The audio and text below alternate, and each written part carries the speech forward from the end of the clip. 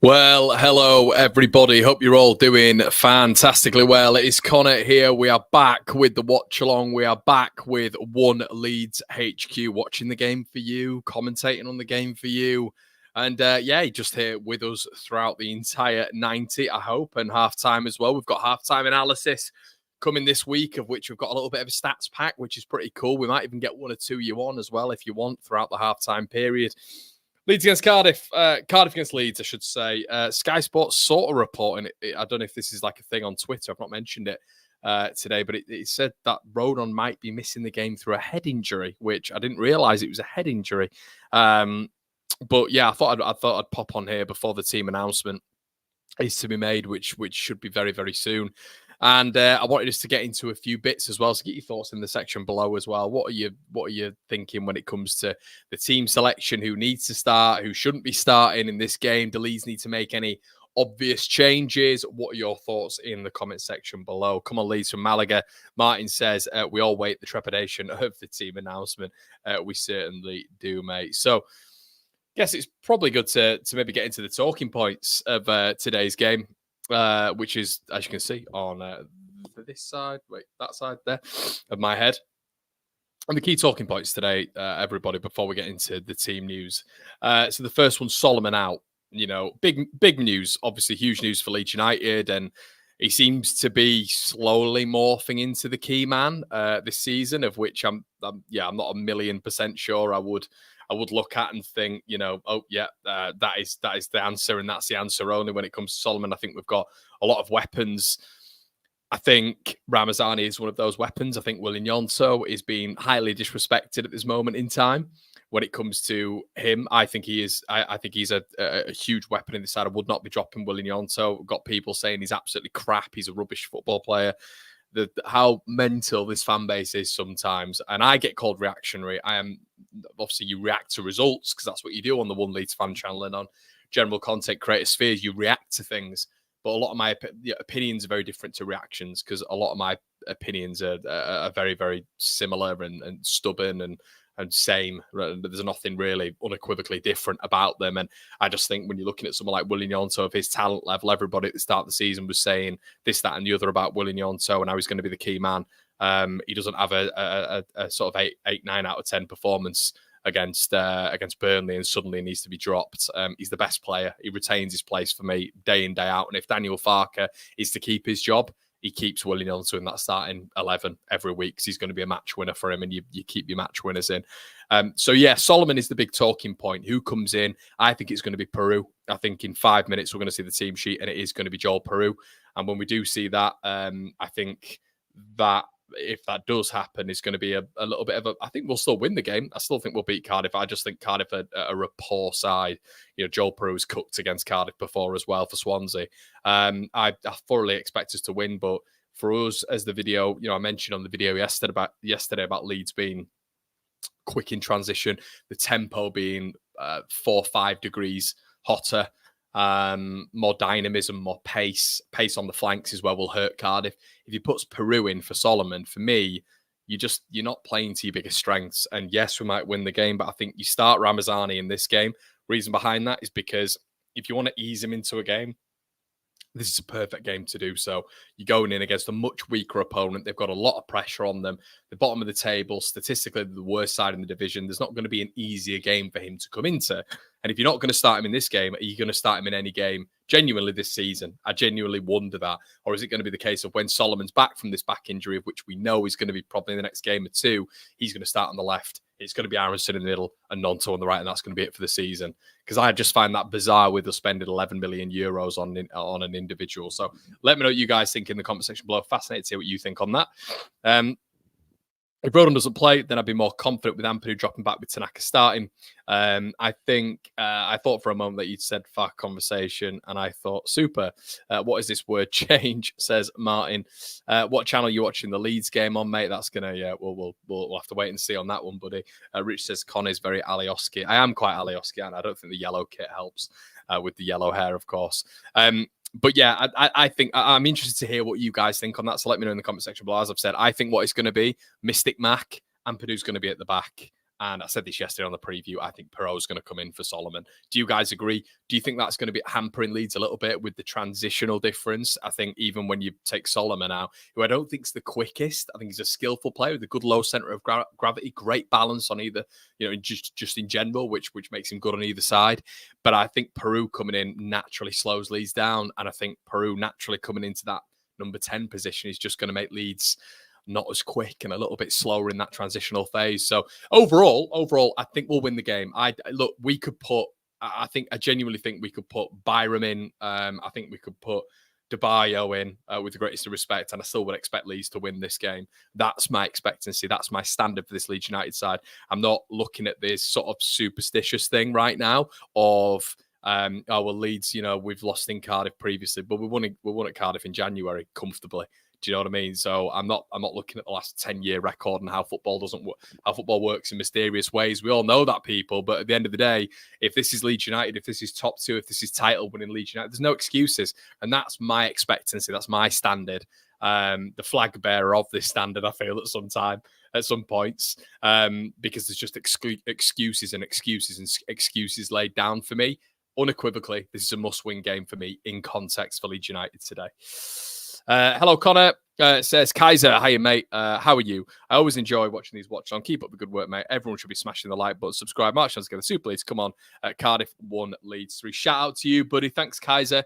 But yeah, I agree with you, man. I think Leeds are going to win this 3-0. That's my prediction. And I think hopefully this is going to get us back on track. I think we'll also beat Coventry. That's my 2-game prediction. And hopefully Leeds are then going to be back on track. As I've just mentioned, the consistency is going to be there. The momentum's going to develop a little bit. And hopefully against the Coventry in particular, we're going to see the manager develop a little bit because they're going to set up in a very, very similar counter-attacking style to what Burnley did, as they did last season. Rise in the building. Remember the last time we played a team was about to sack their manager, Russell Martin. Yes, right. Of course, I do.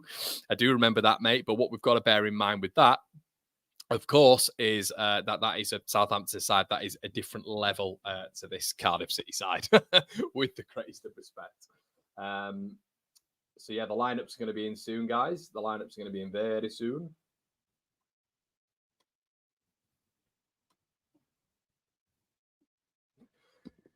So yeah, what do we think anyway? Let's have a quick look. Mike's in the building. Hi, Mike. Pro will only be useful if we have 75% of the ball plus the ball pepper their goal. Otherwise, he slows us down. Yeah, and we're just reacting now to what I'll do. Everybody is I'll just knock this off, and what we'll do is we're going to get into that in just a little bit. But the lineups are going to be released very, very soon, of which we will have a graphic up for that. But yeah, let me know your thoughts, everybody, in the comment section below. As always, the lineup should be out now. We're just going to have a quick look. Obviously, today is all about Sol Bamba as well. We have to say that, everybody.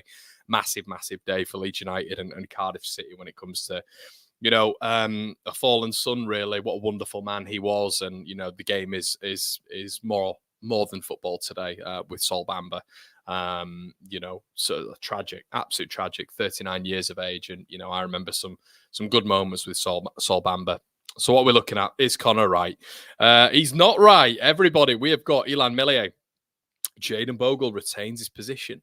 Junior Firpo, Joe Rodon starts for Leeds United. Pascal Stroud, Ethan Ampadu, Gruev, Aronson, Ramazani, Ramazani, Nonso keeps his position, and Matteo Joseph. The bench, Darlow, Byram, Schmidt, DeBayo, Rothwell, Crew, Tanaka, Peru, and Bamford.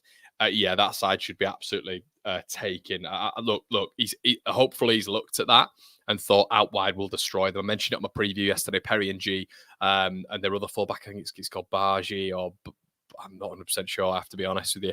But they've not had the best start on a lot of Cardiff forums. They're not happy, especially with Perry and G. If you've got pace down the flanks, everybody, you're going to murder them. If they're starting, let's have a quick look at the Cardiff starting 11 as well. But if they're starting Callum O'Dowda, and if they're starting, so they've started Rawls and Siopsis in that midfield. We should be running them. We should be absolutely overrunning 2 30-year-old defensive midfielders. Colwell's a good move. Ruben Colwell is a good player. O'Dowda's still there. I believe he'll be left wing, won't he? Tanner is coming in. I think Tanner's Tanner's probably one of the better players, I'd say. Kanga up front, obviously 29 years of age again. Bargain is the other centre back, the left back. So Bargain and NG haven't had good starts. Chambers at the back as well, an obvious name. But yeah, for me, this is a must win. This is an absolute must win for Leeds United. We are way ahead. Can I address that? Connor asks for Al Tanaka instead of Gruev. It's not because he's got an agenda. Thank you, Joe. Super Joe, it's as if you've got a brain, mate. Is that a brain in your head, Super Joe?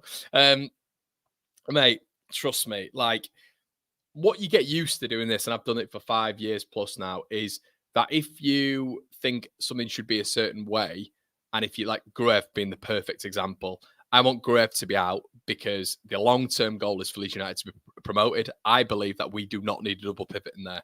I believe Leeds United will be able to sacrifice a defensive midfielder to put an attacking midfielder on and someone who can do a little bit of both. I think Gruev's limited.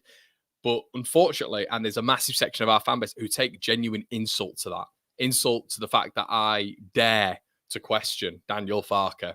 Because some fans of this club, unfortunately, are manager FC. I'm very much, I like Farke, but I'm a Leeds United fan, ultimately.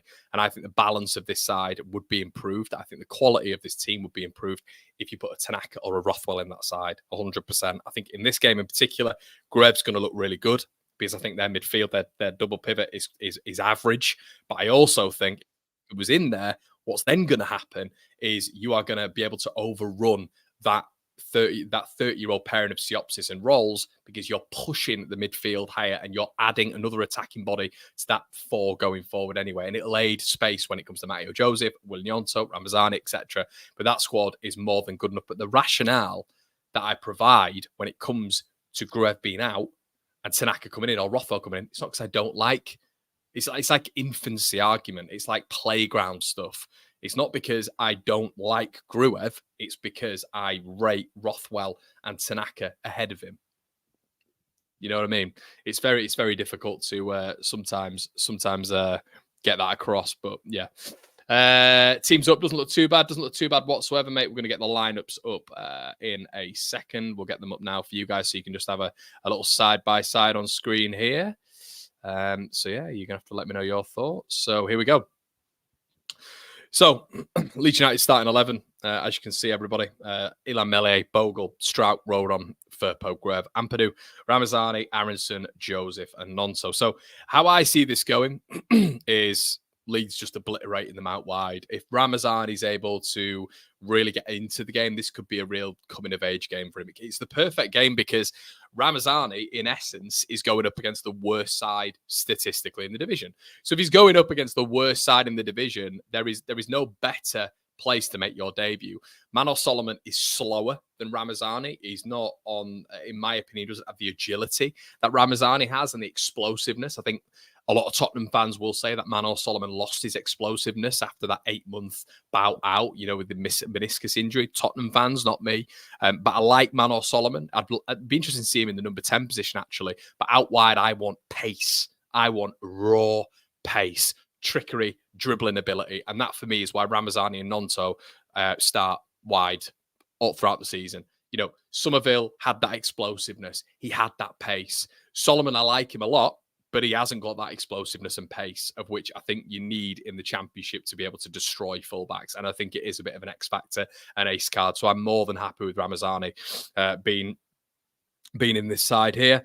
Okay, what else is a bit of a standout? Joe Rodon been in the side as well. Pascal Strout, Joe Rodon, very, very good partnership. I think my task for these two, in particular Pascal Strout, because we know we can do it, is to get on the end of set pieces. Have Leeds got a few set pieces?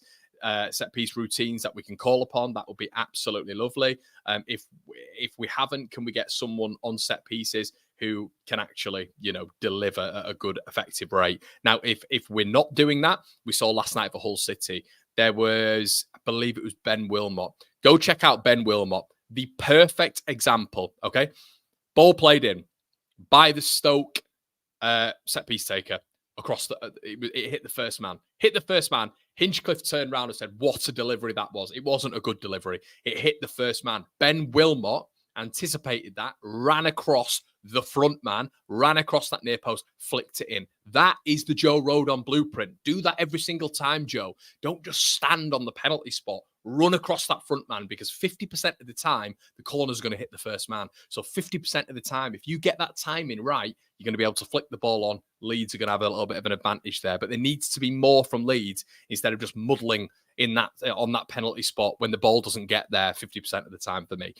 Firpo, happy with that. Gruev Ampadu, you guys know my thoughts on that. I don't need to go on about it. Aronson, don't mind him being in the number 10 whatsoever. I think the movement of Ramazani, Aronson, and Nonto is going to be really helpful to Matteo Joseph. But what we don't want in this game is Joseph to be isolated. There's been too many times this season where the midfield hasn't been close enough to Matteo Joseph, and he's having to do a lot of work, a lot of leg work by himself. There was no space for him to work in against Burnley. Sheffield Wednesday, he was having to drop back, as you saw with the second assist as well. But has he been clinical enough? I'd say no. I'd say no. But the good thing is the chances are there, everybody. The chances are coming for him, which is good. It means his positional play has been decent. He's able to get himself into these spots. And I think calls for him to be dropped are effing madness.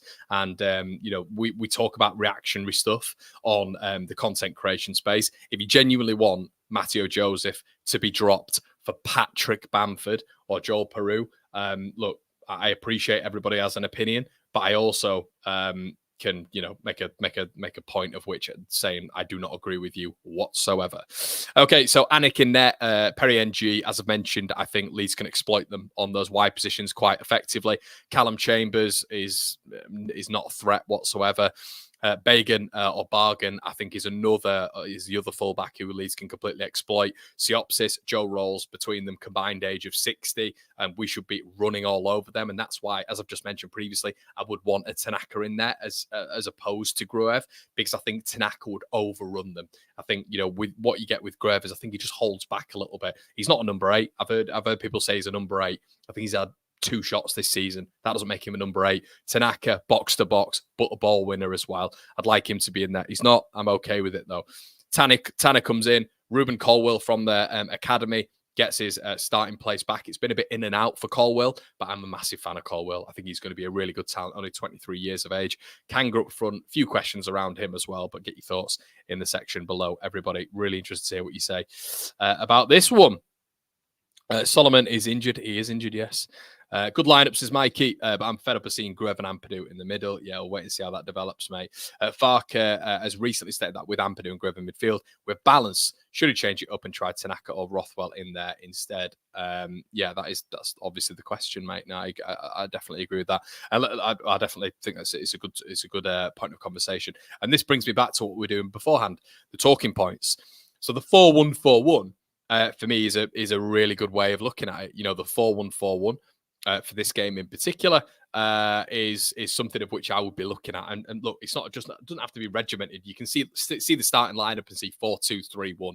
But what we want is we want the double pivot playing a little bit further up. I do not think Gruev, and I disagree with a lot of people who give him this tag of, he's been a little bit further forward this year. I don't think that's the case. I really don't. I think, don't get me wrong, he's not as much of a nosebleed when he's gone beyond the halfway line this season, but I still think there's lateral passing. I still think there's backwards passing. I just think he's naturally a little bit limited and a little bit cautious as a defensive midfielder. There's no offense to him there. No offense to him. I thought Tyler Adams was very much like that as well, whereas Calvin Phillips under Marcel Bielsa was a little bit unique. Although Phillips didn't get forward, a hell of a lot, but those passing ranges with Phillips would help us out so much more. The 4-1-4-1 as well outnumbers the opposition in that area as well. I'd love to see us switch the ball more. I've just referred to Calvin Phillips there. I'd absolutely love that. Why do we not utilize that switch a little bit more? We'll have Ramazani hugging the touchline, Nonto hugging the touchline. Let's play those 20, 30-yard balls into them. It's difficult, but we've done it before. I'd like to see that. Maybe even in the 4-1-4-1, we're going to see potentially, Gruev get a little bit further forward. I don't think it'll happen. People are saying he can be a number 8. I don't think he can, but that's my opinion. Ramazani starting. Massive, absolutely massive, and really good news for Leeds United for me. Really, really good news. Why? As I've said before, I think they're going to be damaged on the flanks. Perry NG, Bargain, they're going to be exploited by the pace. I just want to see Ramazani be direct. Just go at him, lad. Go at him. Go at him, go at him, go at him. Make it impossible for you to be dropped, because I think, as I've mentioned several times before, I want pace out wide. I would not be bringing Solomon back in for Ramazani if he has a good game. I've wanted Ramazani to start badly because I just want to see him and Nonto on either side, just pace and quality. That's what I want to see. Solomon comes back in, we can maybe have a question about him in that central role, him or Brendan Aronson. I think that's more of a conversation to be had, to be honest. Must win. And let me know what you think on the talking points, everybody. But must win. Is this a must win? I think in context, it is a must win, yes. I think overall, can you bring these points back? Of course you can. But this is the whole point of last season. The whole debate that we were having last season was that Leeds got off to a slow start. Everybody would mention the slow start, and Farker lovers would mention the slow start continuously. What they didn't mention was the end of the season, where Leeds completely fell apart and bottled it post-international break. But they'd always reference the start of the season, okay? So if that is a point of conversation, I'm not saying Leeds are doing it right now, but we are currently in 9th place. We don't want West Bromwich Albion to get, let's say, what are they, 5 points ahead of us now? We don't want that to extend to 6 or 8 points. We don't want that to happen. The team in 2nd place, we don't want that to extend to 7, 8 points. Yes, it's earlier on in the season, of course, but this is always the rhetoric with Leeds fans. It's early on, okay? Quite right. And these people are, look, as I say, it's football, it's subjective. I can disagree with you, though. But, these are always the balanced people who say it's too early. But then the same people are saying later on in the season, oh, it was the start of the season, which crippled us. So it kind of contradicts itself. Now, how do we make that comment not contradict itself? How do we make that plain sailing with the entire fan base? You just win. You beat Cardiff. You beat Coventry. Do you have a market value of a better side, as Daniel, as Kinnear was talking about? Yes. Do you have a list of excuses that, Cardiff have a litany of better players than us? No. Leeds, statistically now have been playing in this 4-2-3-1 longer than Bullet has had that Cardiff City side. So Leeds should be regimented in this formation, ready to tango, ready to go. Okay? Look, more than enough on that pitch today for Leeds United to be doing it for me. Farker conversations. What are we going to see? What are we going to see in this game, which is going to really, really switch things up? What are we going to see? Are we going to see Cardiff holding back? Potentially, because they, that is the way to work Leeds. Are they going to be looking at that previous game against Burnley and saying, if we make the half spaces really, really narrow, it's going to be difficult for Leeds to break through? I think they're going to do that. Of course I do. But do they have the quality that Burnley do? They don't. They don't on that counter-attack whatsoever. They've scored a goal on the counter-attack this season, but they've also conceded 11, scored 1 goal. It's not, look, we shouldn't even... I want us to swallow them up, to suffocate them, and to make them feel like they cannot get out. I want Leeds to put on a statement today, because I think if they put in a performance and a result, performances naturally lead to results anyway. So I don't mind that whatsoever. And I think if Leeds are able to put in a good performance and obviously get the result as well, it's going to be advantageous. But what I want to see with Daniel Farker is, if it's not going well for Leeds United, I want to see proactive subs, not reactive. I want to see proactive subs from the manager. I potentially want to see a change in shape, okay, if things aren't quite working at the level when it comes to systematically. I want to see Leeds moving the ball quicker if we're moving it lethargically. I want there to be an emphasis on getting the ball forward quicker. That's what I want to see. And obviously, Meslier focus is another one of my talking points today, because I think you're going to get a lot of Cardiff's direct play, Route 1 football. I think there's going to be a lot of focus on Ilan Meslier here, his handling, his decision-making, and we'll have to wait and see on that one. But let me know what you think in the conversation below, everybody, with regards to some of the talking points. I'm going to read some out. Sick of YouTube adverts. Apologies for that, Mike. That's not me, my friend. That is not me. What I would say, a lot of people have asked me about the YouTube adverts. Yeah, you don't put them on. YouTube have increased the aggressiveness, which we've all got an email about, which was very irritating. What I would suggest is, if you can afford it, a tenner a month, you get YouTube Premium, which means that you don't get any of the adverts whatsoever. But yeah, in a broadcast like this, which is probably going to be two and a bit hours, you will get some of these adverts. So, Bananaskin today says, Michael, shouldn't be, buddy, shouldn't be at all. Weber says he likes the graphic. Good man. The lineup is fine for me. Don't want to take too many risks against bottom of the league. What do you think? Yeah, Dazzle Wazza. Yeah, I get it. I completely get it in terms of that. But I'm not a risk-averse person, and I think the manager is. I think he's a little bit worried about what the opposition can do, whereas I think there's so much in this Leeds United side where you can attack is the best form of defense. And if you attack and you do it with quality and efficiency, you take the game away from Cardiff within 25 minutes with this squad. 25 minutes, it's gone, it's dead, bullet sacked in the morning. So I don't understand why it's cautious. That's what I will say to that, mate. I don't understand why it's cautious, but the manager does put emphasis on having this shape and having 7 defenders on the pitch. So that is what it is, you know. So that's fine. That's fine. But let's go and get that win. We have to win today. Rick says, realistically, every game for us in the Championship is a must-win with the squad we've got. Should be absolutely smashing a lot of them. Completely agree with you, mate. Greetings from Kansas City. Shout out to you, Stu. Watching us win at Cardiff at 9 a.m. Aren't holidays great? Of course, man, of course. And Martin said, Ramazani is a force change, not a piece of tactical wisdom from Farke. Yeah, I know it's not, mate. I don't think Ramazani would have got a start for a long time. I honestly don't think he would have done if Solomon was fit. I think Aronson in there, and as we saw with last season, Farke sticks with what he knows. I think Gruev would have remained there. I think you're not going to see Bogle come out, and a lot of people I've seen this as well. And it's an interesting. Maybe I should have put this on the talking point as well. Almost blaming Bogle's form for Rodon. So Rodon's not got the protection that Archie Gray gave. But Leeds are building up in a 3-1-6 now, which I think is a little bit different to last season anyway, which basically means the fullbacks are being asked to go forward. This is where I differ with a lot of people. Bogle was bought for a specific reason. I think we're all very aware that it wasn't for him to defend. The reason that Junior Firpo is still in this side, it's not because he's an unbelievable defensive ability. It's because he gets forward. He's more of a left winger, isn't he? So they are being asked by the manager in a 3-1-6 build-up to pin their fullbacks back, the opposition's fullbacks back. Okay, so if they're being asked to fly up, that's on the centre midfielder, but it's always on the manager to give instruction to the central midfielder to cover that spot. That is not on Jayden Bogle. That is managerial instruction. Okay, Jayden Bogle's performances, his pass accuracy, blah blah blah. That is on Jayden Bogle. But being asked to get further up the pitch, and Leeds brought Bogle in for that reason specifically. Do you think they weren't aware that he's not the best defender, but he is a very good attacking fullback? That's a Daniel Farke instruction for him to get further up. So I'm not having all of this because Archie was more defensive. He was 100%. But the manager went out to get these fullbacks so Leeds could get up the pitch quicker and more effectively. So that's how I'm kind of looking at it right now anyway. 2 defensive midfielders again. Rodon in, not trained all week, and Bogle horrendous at defending. What can go wrong? Oiper says, no need to be cautious. Go for it without being reckless.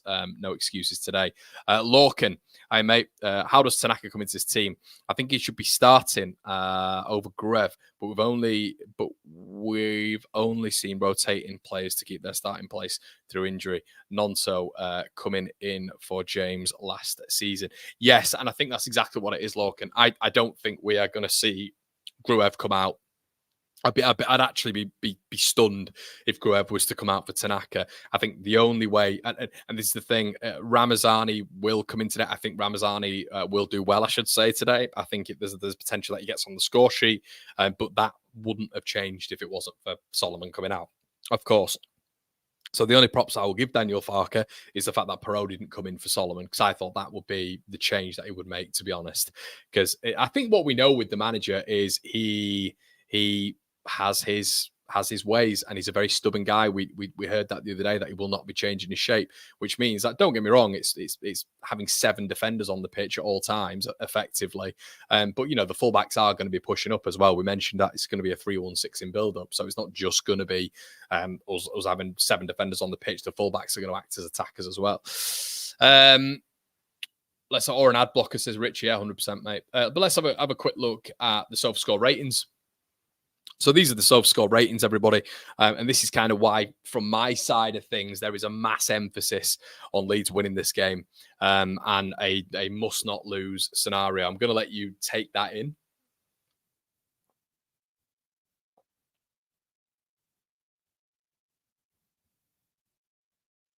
As I drink from my keg of water. But yeah, the SofaScore rating, they've lost, they've drawn, and they've lost their last 3. So yeah, when you're looking at it as well, Leeds United, it's not great in 5, is it?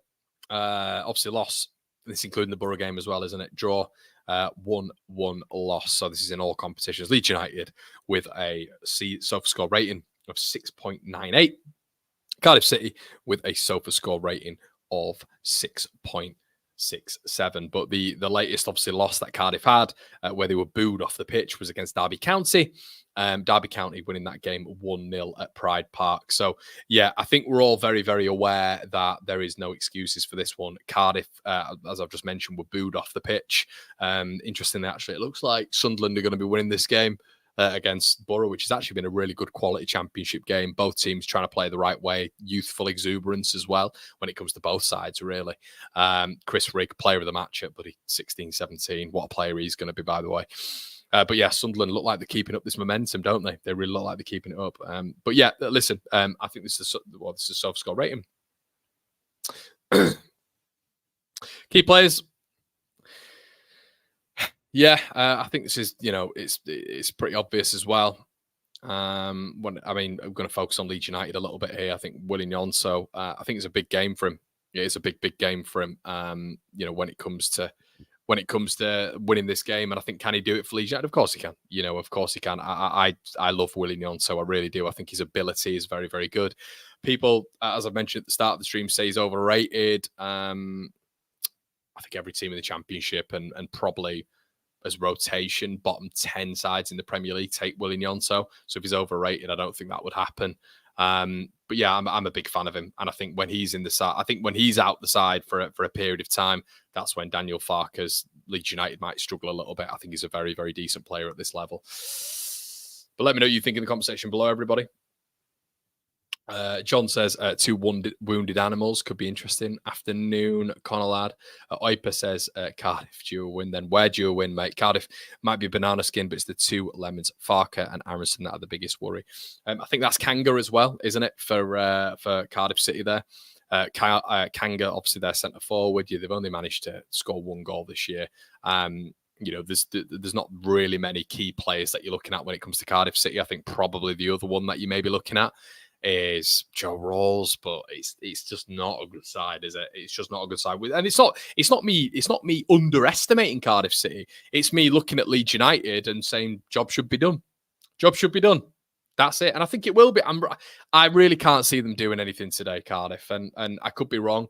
But if I am wrong, that's not my fault. It's not my fault. The fault will be at the players and the manager. And we'll talk about that, debrief in the match afterwards on the instant match reaction. But yeah, I'm fully expecting this side to win. And do you know what it is, guys? I'm not like I have worked on superstition before. I 100% have worked on superstition before when it was the first year of Marcelo Bielsa. But since then, when we've been in the Championship, like even last season, there's games of which you're looking at and going, well, yeah, I mean, we should be winning that. We should be winning that. Went out of Cardiff in January last season. Well, yeah, we should be winning that. And I think that's when Bullet had just come in, wasn't it? The bottom of the table now. They want him out.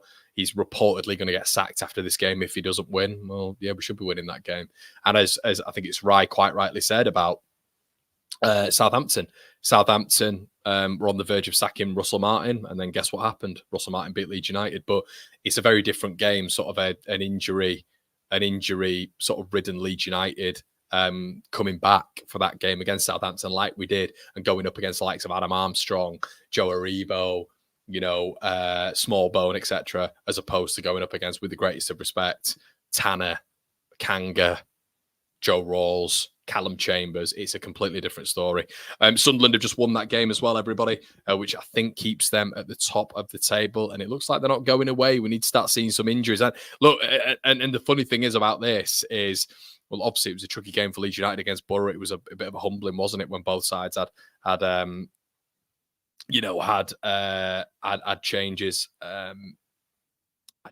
8 changes. Luke said, have you been back in the sun, mate? Do you know what it is, pal? I was trying to change this camera angle. It's not the angle as such. I think it's the lighting, of which I came on last week and it had been raining all week in Manchester. came on, and I'm just red. So I need to have a go at the ISO. If you camera guys know it, I need to have a go at the ISO and start reducing it, because no, I'm not at all, mate. I'm not red at all. So yeah, I need to get that sorted out, mate. So, but yeah, Cardiff manager should be down the job centre at Leeds United. Do your job, Leeds. Yeah, but exactly, mate. Good win. Says Oipa, looking solid. We're chasing already. Let's have a quick look at the league table now. Championship league table, and yeah, we'll have a quick look at that. But yeah, obviously Sunderland are top. It's a good win for them as well against Middlesbrough, as we know, good side. Championship league table, yeah. So this is obviously what we're looking at right now. Leeds in, Norwich winning 4-1. My God, wow. Watford, obviously, we kind of mentioned on the channel as well that they were going to drop off a little bit, maybe. 4-1. What a win for that is for Norwich. So Watford, 5th in the division here. Sunderland staying top. I think this is a live table as well, isn't it? It is 6 matches played, 5 wins, 13 goals for Sunderland.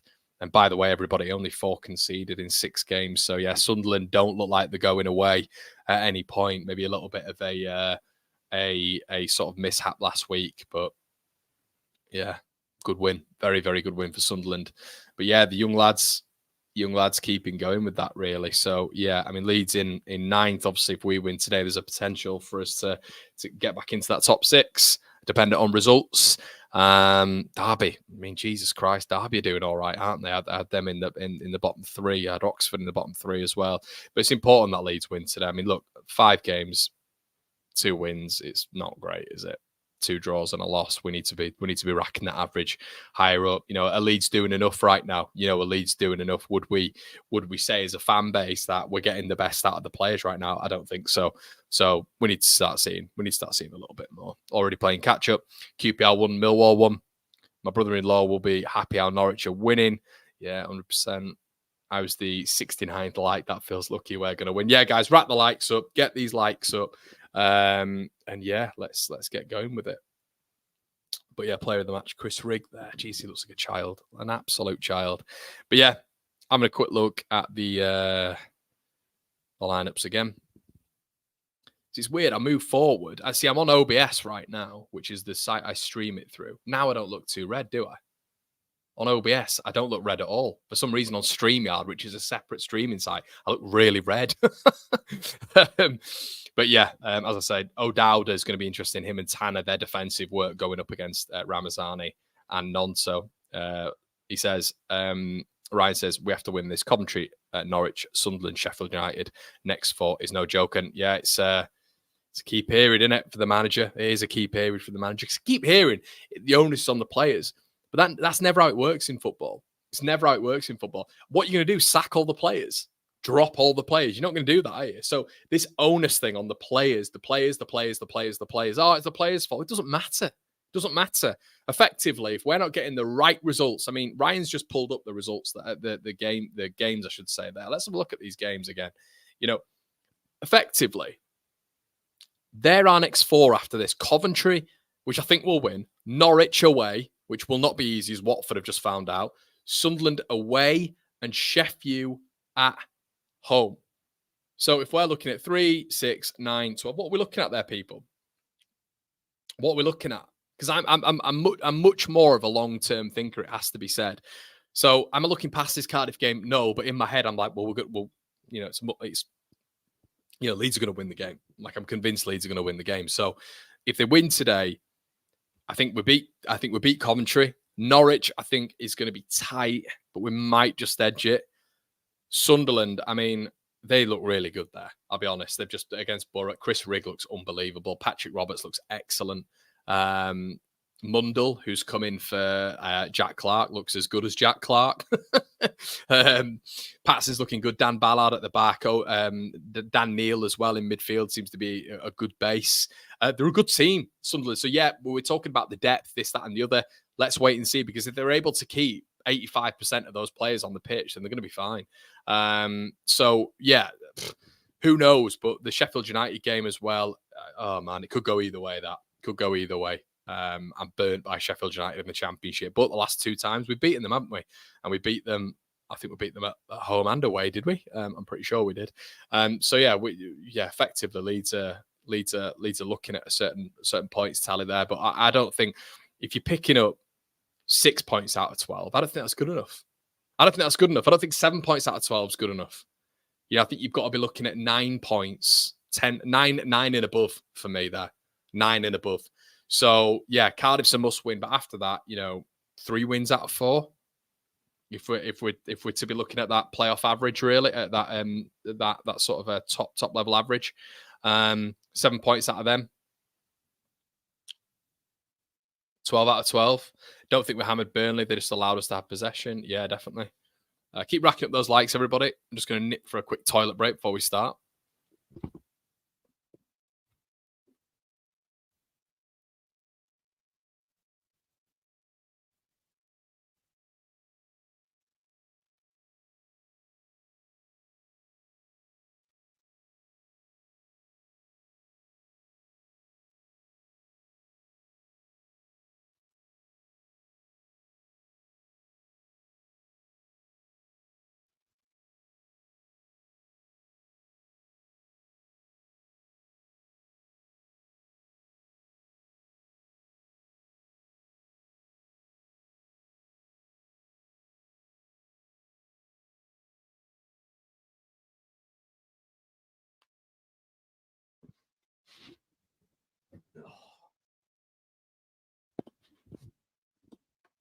But yeah, guys, let me know what you think in the comment section below. Anyway, regarding the lineups, and yeah, as I've said, I think it's going to be a critical game for Leeds today. But I don't know. I'm just really confident. I don't.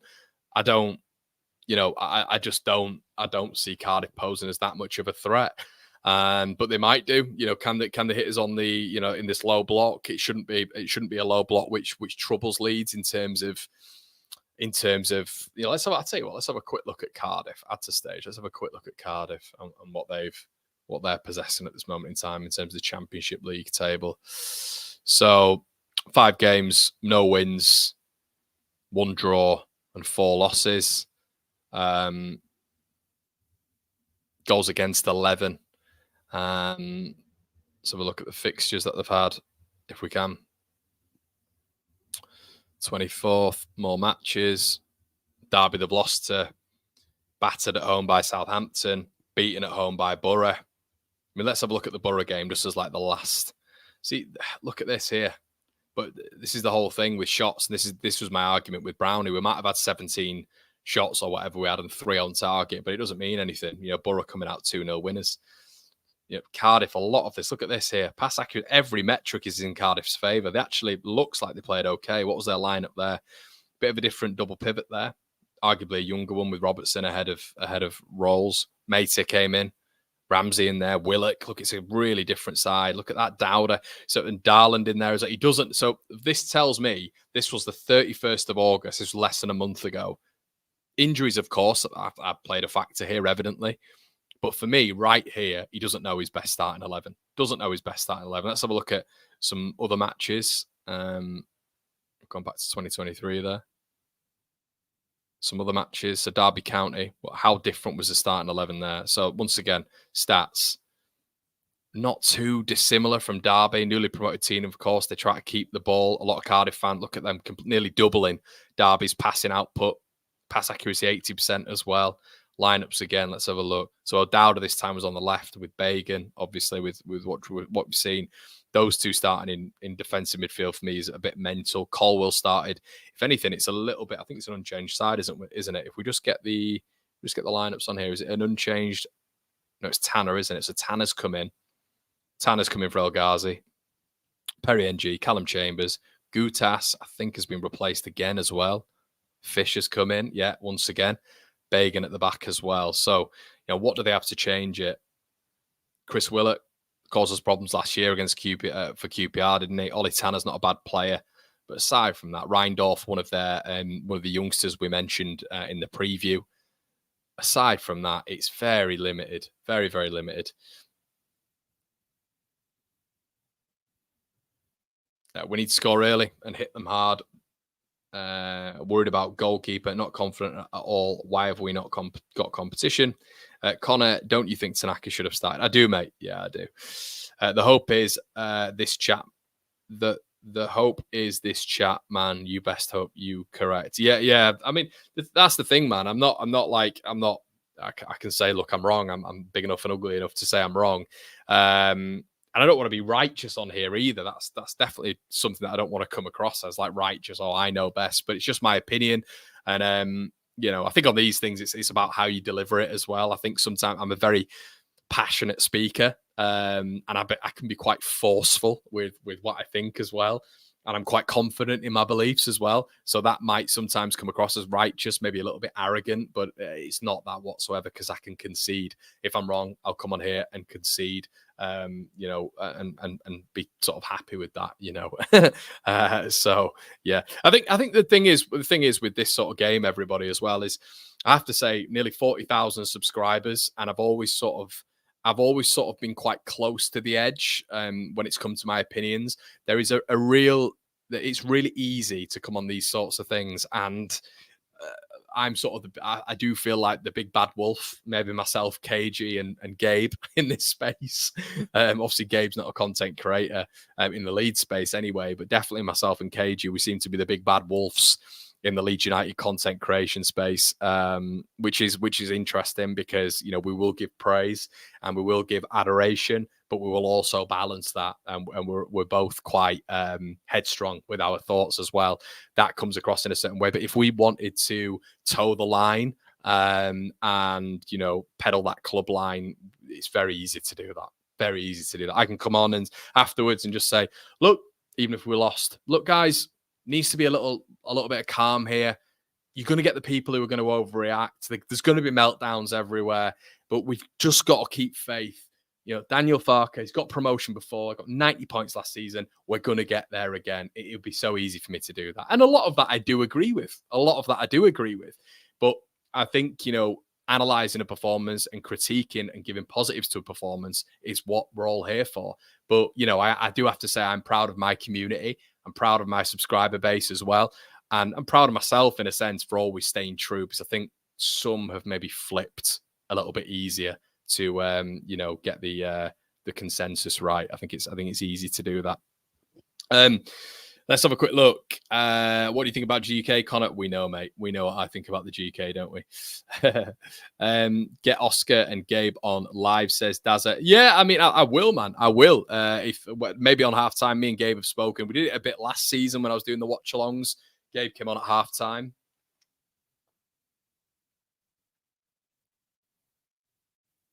So maybe he's about. But listen, if there's an opportunity, guys, and you're sticking round, I do look red, man. What is going on? I do look red. Why is it red? OBS. Look at this. Look at this. Look at this. All right. The screenshots prove it. Look at this. Right. This is what I look like on OBS. I'm getting absolutely stitched up here by this platform. Look at this. Where's the screenshot? Look, right. Okay. So me now, looking pretty red on here. Me and OBS, there better be a difference here. Look, now. Look, completely different. Completely different. Look, red. Not red. Red. Not red. I don't know what's going on. I'm being stitched up on StreamYard here. But yeah, no, keep getting your thoughts in the section below, everybody. Nice one, Colin. Cheers. Our whole society these days seems to be anti-criticism. It's very strange. Do you know what, though, Ben? I've seen you before, bud. I've seen you loads of times on here before, man. But we're not like, I don't feel like, you get some, if you guys are up to date with your YouTube game, you'll see some of the people on the, there's rants and Lee Gunner and people of that look, really good content creators, massive followings. But I feel sometimes it's they know what they're doing. They know what they're doing in terms of criticizing, and they'll go for people, and it can get quite personal. I don't think I'll ever do that. I'll always keep it on football. I'll never go for anyone personally, ever. But I never thought when I first started this that people would get that upset by that. Like me and my mates, my dad, my granddad, my uncle, we have debates about Leeds all the time. We're all the time. And I feel like the beautiful thing about my subscriber base as well is it's not an echo chamber. You get people subscribe to me who genuinely disagree with me. do not like what I say and will have debates, but they don't dislike me. Like, I would not dislike you as a person if you disagreed with me. But this online space now, and Leeds fans, believe it or not, 'cause you do get a lot of it. Like, I get more shit from Leeds fans than I do the general football fan, which is mental because we're all in it together. We all have different opinions, but this is all online. It's very different than in person. Of course, I've never had a bad experience at Ellen Road, and I've been many times, obviously, and when I've met people on the street and stuff like that.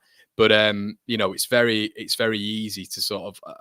I feel like we're, like, me and Cage in particular, are sort of pioneers for just, if you think something and you genuinely feel it from the heart, and you may be feeling a little bit pissed off, you can come on as a forum, you can get your opinion on. I'll flash it up. I know he flashes it up as well. I think it's really bad to say people who have maybe critiques, they're overreacting, the meltdown, the reactionary fans, and unfortunately, you see big content creators and big people on Twitter saying that and using that a lot is a problem, because then people start thinking, well, I won't say that then. I won't say that then because people are going to come at me. I won't say that. And I know people who've done that. I've had people who've messaged me on Instagram and Facebook saying, mate, I've had to come off because I've got people coming at me all the time and calling me this, that, and the other because I've dared to have a difference in opinion. And that's really sad. Really, really sad. So I always want One Leeds to be somewhere where it's not an echo chamber at all. But I always want you guys to feel like you can have your opinion on it. I'll disagree with it, but you can have your opinion. Of course you can. Okay. Are you planning on doing a live phone-in, Connor? Do you know what, mate? We did this years ago, didn't we? We had all the guests on. I can do, if that's something you want me to do, I can do 100%. I think what I always wanted is like fresh faces to come on as well. I think it got to a point where I remember a couple of people messaging me and going, Connor, like, it seems to be the same faces on every week. And I loved it when people would come on, but I wanted more of you to come on. And maybe if you disagree with me more, and I put out these opinions, especially this season. Look, Daniel Farker, a lot of you disagree with what I say about Daniel Farker. So if I was to do a phone, I'd want you to come in. If all of you haven't looked at the show with Brownie earlier on this week, what I would say about the show with Brownie, I think it was one of the best shows that was on Leeds YouTube in this season. It was two people having a difference of opinion and coming back, good friends. Me and Brownie have known each other for nigh on 15, 20 years, going at each other because we have a difference of opinion. And I loved it. Absolutely loved it. And he loved it as well. Me and KG go at each other, a lot with difference of opinion. On the Patreon, me and Gabe go at each other a lot. This week, we went at each other a lot. We don't want it to be an echo chamber, this place. We want it to be a difference in opinion. Don't want just to be shouting at each other, but that's what I want in the phone. I don't want you to think that if you've got a difference in opinion, you can't come on. I think that's what we saw a little bit last time, unfortunately. So if you want to bring that back, 100%. But I tell you what, if you've got a difference in opinion, get yourself in as well. Get yourself in. Brian says, this forum allows us to get educated from the opinions of others. It's entertainment, it's sports. Yeah, 100%, mate. It's good. It's a good to know that. John says, I don't come on here because you're going to tell me what I want to hear. I come on here because you make me think about my opinions. John, yeah, that's a real compliment, mate. And that's what I think I said at the start as well. I want you guys to educate me. I want you to educate me. It's not just about me coming on here talking. As I know, I am forceful with my opinion. I'm confident with my opinion. But I'm not going to pedal around and say you're wrong, you're overreactionary, you're this, that, and the other, you're having a meltdown. I'm not going to do that. I'm not going to do that whatsoever. I'm going to say maybe I disagree with you, but there's no way I'm going to start branching you in a certain category so you're not confident in coming on and having your opinion. Nowhere am I going to do that. But yeah, how are you guys watching it anyway? Brian says that episode with Brownie was stellar debate. Agreed with Brownie for the most part, but Connor popped up with questions. That was great. 100%, mate. People love Brown. People love Brownie. That's why I got him on in the first place. Yeah, I got Brownie on in the first place because he divides opinion. You look at that comment section, it was brilliant. One man would say Connor's deluded. Then below, someone would say Connor's right. The other person would say Brownie's got his head up Farker's arse. The other person would say a comment below, Brownie's spot on. And that's brilliant. That's what we want. Engaging debate. Maybe that's just because I'm from the world of broadcast journalism and that's what I want. But echo chambers, nah. We can agree. But as you've probably been seeing maybe a little bit, everybody, with the debrief, it's been spicing up a little bit. It's been spicing up a little bit. It's not been faked or forged. But I've said to the lads, I want you to be confident with your opinions. I want you to come in here and don't be thinking to yourself, oh, I can't disagree with Connor or I can't disagree with Oscar or Gabe. Come in and have your opinion. You say it. And, we can get on with it. So, yeah. Brownie, Gabe, Oscar, Connor always disagree on many points. Makes for interesting viewing. Yeah, Martin, Brownie, yeah, Brownie's class. Of course he is, mate. A lot of people don't realize Brownie, a little bit of knowledge of Brownie. Brownie was a top player, a top player. Played for Bradford, Forest, Leeds. But when I was growing up, I was very good friends with Brownie's little brother. Brownie's little brother was in my year at school, as was Charlie Taylor. But at the time, I played for York City. And, we were the academy players, luckily enough to be taken out of school every now and again. But there was Dave, who was like one of the pinnacles at our school. Dave was playing for Leeds. He'd never been in school. Me and a couple of my other mates in my group were playing for York. Charlie was playing for Leeds at the time in the academy program. And Dave's younger brother was a very good footballer as well. But Dave was like the staple, So it's interesting to get his perspective on things. Do you know what I mean? So from an academy perspective, it's interesting because I grew up in that. Dave grew up in that. So I think that's a little bit of a USP. I was part of an academy product from 9 years of age until I was 16, 17. Dave was the exact same, maybe even younger. So I think we've got a little bit of a USP with that. Because anybody can be a bloody coach, can't they? With the greatest of respect. But I think being in that, and you guys will see that I'll focus on Gruev a lot more because it was my position. Brownie, you'll hear him focus on Matteo Joseph and Bamford and Perot a lot more because he was a striker. That's the difference. And I think it's a really good USP. Let's have a look. Max says, great name, Max. Anything less than 3 points will be a total fall, a disaster today. Connor's school had half attendance as they're all at footy. Mate, we had a top year. We had such a good year. But anyway, we need to get into this, don't we? Blue for Bamba, Sol Bamba, unbelievable. What a servant he was. Played for Neil Warnock's Cardiff side, didn't he? Yep, seeing that Brian top of the National League table when I was with him, mate. They were in bloody League Two. But yeah, it's really good to see us giving a bit of respect as well to Sol Bamba there, and Cardiff fans with the scarves and stuff like that. Probably much more of an impact at Cardiff for Leeds. I think it was a 2014-15 season with the basket case that was Cellino and co. With obviously Cardiff, he went up with Neil Warnock. Very sad though, really, really sad. At such a young age. I wonder how much they've sold for this one. I wonder how much they've sold.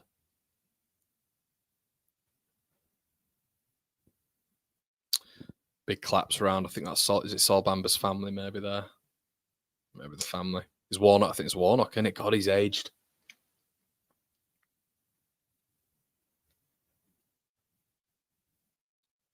Lee Peltier there as well.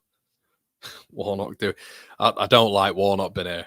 Sean Morrison been here as well. God, he caused us some problems, didn't he, Sean Morrison? Guys, we don't want to see this, do we? I really don't want to see Neil Warnock there. I feel it's a bad omen.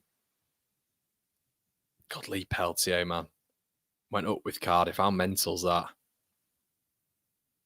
Who's the lad chewing the gum with his gob open? I don't know if you guys are seeing the same thing as I am. Yeah, it was a good period of time for Cardiff, that as well, with Sol Bamba, wasn't it? Really good period of time. Warnock there. Yeah, seen. Connor, would you have loved to play for Leeds? Dazza, we've all got a story, haven't we, mate? We've all got a story, but I went to trials, mate. Went to trials and wasn't good enough, mate. Wasn't good enough. But luckily enough, I got trials for York and I got trials for Middlesbrough.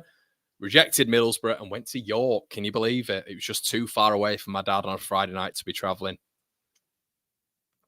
We should do something like this with my old man on a show or something like that. Like he can talk to me.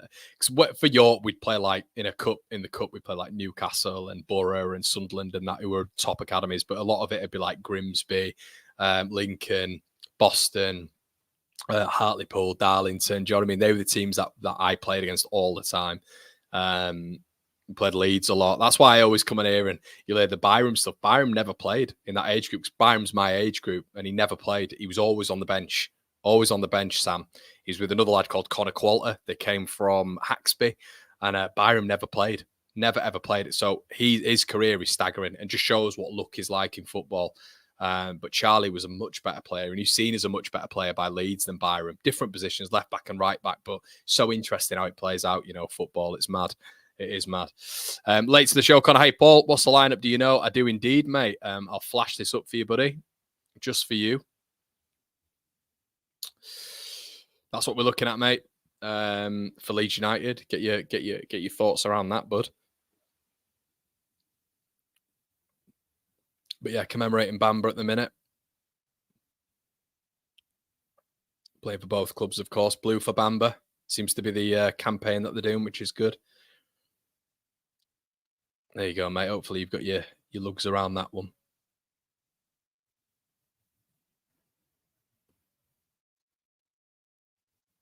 No, don't be daft, Daz. Don't be daft. Wasn't good enough, mate.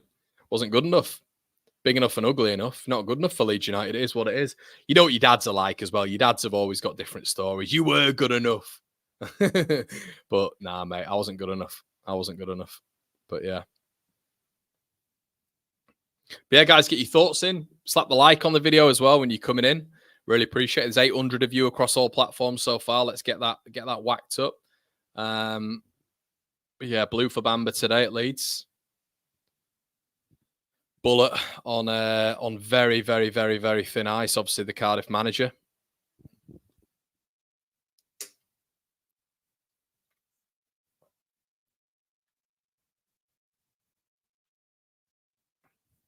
But this guy's getting binned off. This guy's getting binned off, in my opinion, if he doesn't win today. I think that's pretty obvious, isn't it? Leeds, I've not seen this kit as well. Has anybody seen the white kit as well, by the way? The white shirt. I've seen it selling for like £500 online now, which is ridiculous. But it looks like a packed Cardiff City Stadium for their, for their level anyway. Like it never appears that they fill out that top level. And but yeah, it looks like they're packed out the middle standing as well. But guys, what we'll be doing is I need you guys to check in with me. In about 6 minutes, we're going to be getting the timer going and what we do here on the One Leeds Watch Along. Halftime, we've got some stats, we've got some tactical debate and all this sort of stuff. I'm going to be here all for halftime, and we're going to be getting into the meat and juice of it.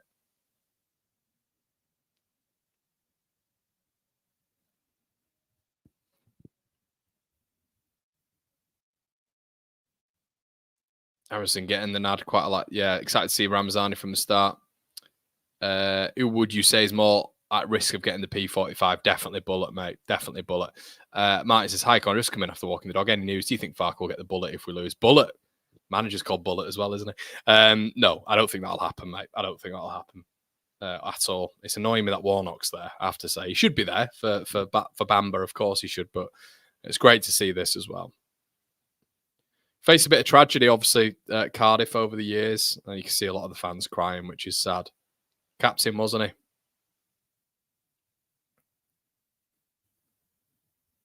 Captain Bamba. He is a Cardiff City legend, and good to see Leeds giving the respect here.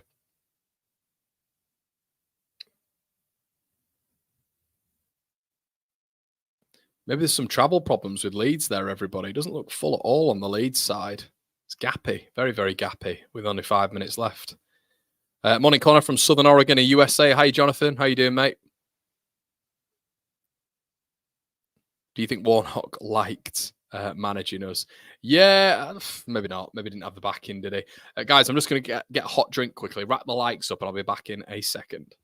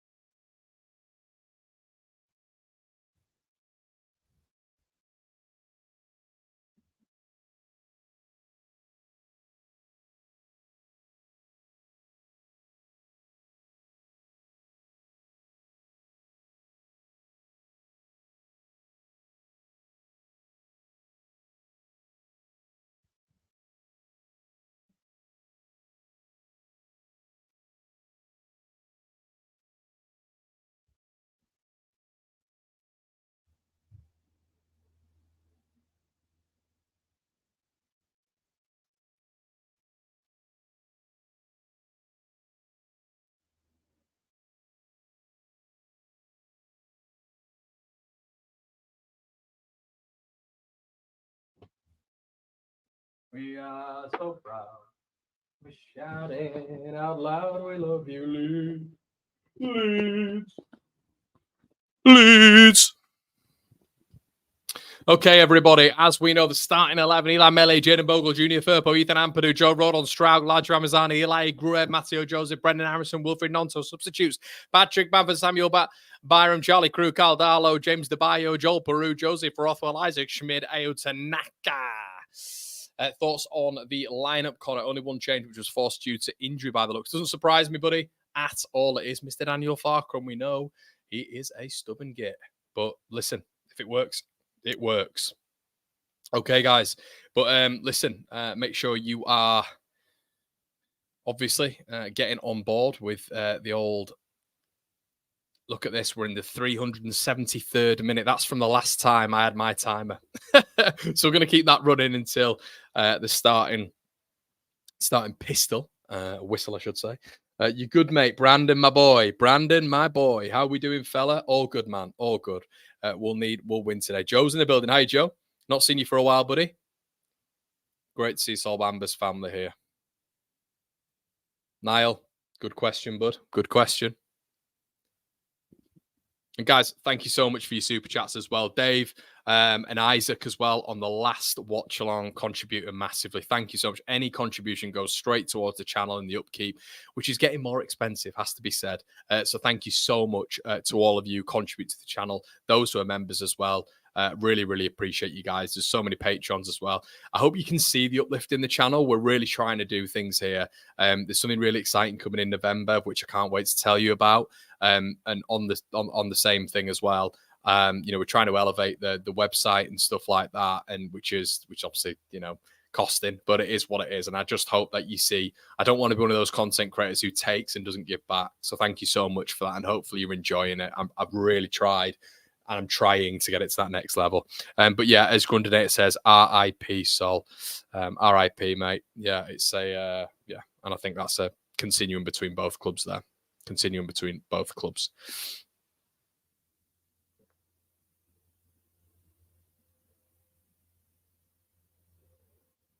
Yeah, a lot of respect being shown here. It's good to see. Good to see.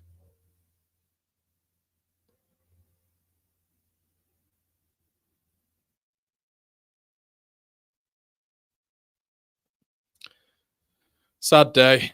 Really, really sad. Really, really sad. Oh, Martin. Thank you so much, man. Thank you so much. Really, really appreciate that, Mart. As always, mate. Massive member. Thank you so much, Martin. From the bottom of my heart, really appreciate that. Amy says, matches on Paramount Plus in the USA. 3 points is a must, says Anne. Hey, man. Love to see a win with the dominant performance. I enjoyed the holiday reports as well, guys. Get involved in the merchandise drop. Free bit of merch for you all. Get involved. Honestly, get involved. If you don't do so, I'll come around to all of your houses. No, I won't. Honestly, it was a bit weird. But yeah, listen, get involved in the merch drop. All the instructions are below. Free bit of merch. Why not? But let's kick it off. Come on, boys. Let's go.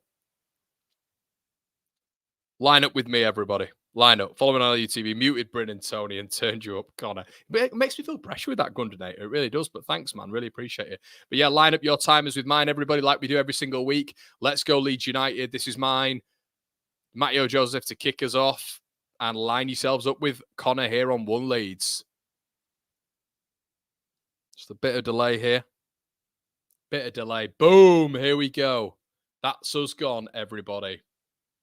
Not quite what we wanted in terms of the 45-minute thing, but there we go. That is definitely for.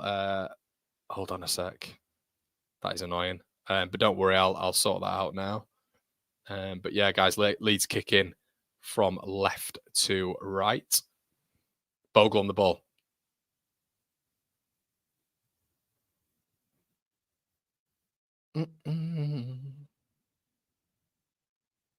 Strout. Leeds dominating possession already. Only just started, but you know what I mean. Leeds applying that pressure already. Don't worry, everyone. We'll get you minutes. Honestly, it's because I'm talking too much in the build-up, innit?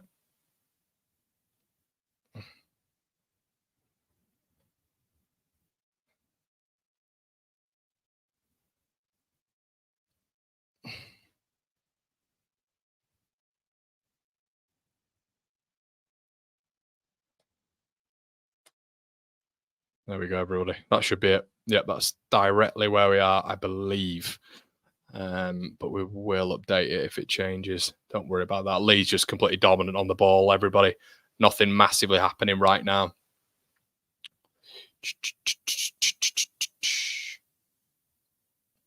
Ball played forward. There we go. That's where we are. That is where we are. And we're off, says Martin. Hiya, Connor. Hiya, Gail. Hope you're good. Kyle says can't get a stream. Yeah, mate, you're gonna have to settle for me. Matt's in the building. Double sixes against Cardiff. Farker will never change. I know, mate. We're just gonna have to deal with that. I don't think we need the double pivot, but it is what it is, buddy. A Cardiff free kick right now, everybody. Or I think it's an offside. But yeah, Cardiff on the ball right now. Honestly, guys, these technicalities of these things, I swear to God, the timer takes about 4 hours to get right. Ball hoofed up anyway by Anik. And yeah, Leeds are just going to dominate this in terms of possession, you feel? Gosh, we're right now. There we go. Spot on. Spot on. 92nd behind me. Bloody hell, Martin. Really wasting time already. And there we go. That's it, though, mate. That's all I can do. That's all I can do. I can only do my best. I think I'm actually on Cardiff Cities here, so we might have to refresh at some point, mate. But you can always delay your stream to mine anyway. Cardiff have the ball. Ruben Colwell, who's going to be their main threat anyway. Fish back to the goalkeeper. Big game, innit? Big game. I'm going to try something else. Because Martin's put me at a bit on edge there.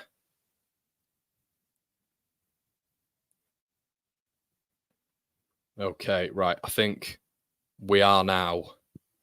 Yeah, we're spot on anyway. That's all I can get, Mark. That's all I can get. Anyway, Ramazani there in the number 17. We're spot on now when it comes to LUTV. Junior Firpo on this left-hand side. Firpo. Looked like a foul throw. Ampadu in the middle. Keeps hold of it. Leeds recycle. Big, powerful ball back. And Strout hooks it forward.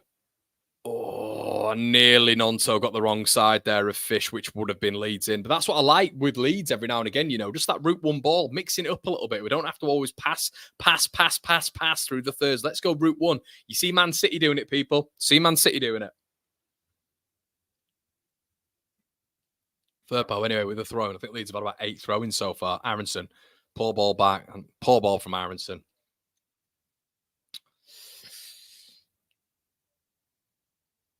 But yeah, I'm going to keep my thoughts and stuff a little bit closer to my chest for this one because I don't want to just barrage you guys with my thoughts on what's going on too much. I kind of want to give a little bit of balance here as well. Chambers knocks it. Said, yeah, let's increase the tempo and let's see a Leeds United win and a good performance here. I can see a lot of you in the chat. Leeds. 100% pass completion so far. That is true. Yeah, what coat would you go for? Do you know, I'm thinking of a winter coat. There's a North Face coat. Do I blow my budget with a Stone Island and go into debt? No, I can't do that, can I, guys? You can't pay $1,000 for a Stone Island coat. Can't do it. CP company, maybe. North Face. I'm looking at expensive ones here, aren't I? Of which I can't afford. North Face is all right, but my mate always said to me, cost per wear, Connor. Cost per wear. And that is true, to be fair. Stroke. Ampadu.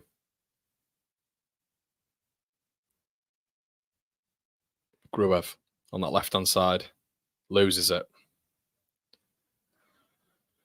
Leeds win it back well. Ampadu, lovely ball. Joseph, Ramazani now, first touch, plays it out wide. Jayden Bogle on that right-hand side. Ramazani coming central, picks up the ball.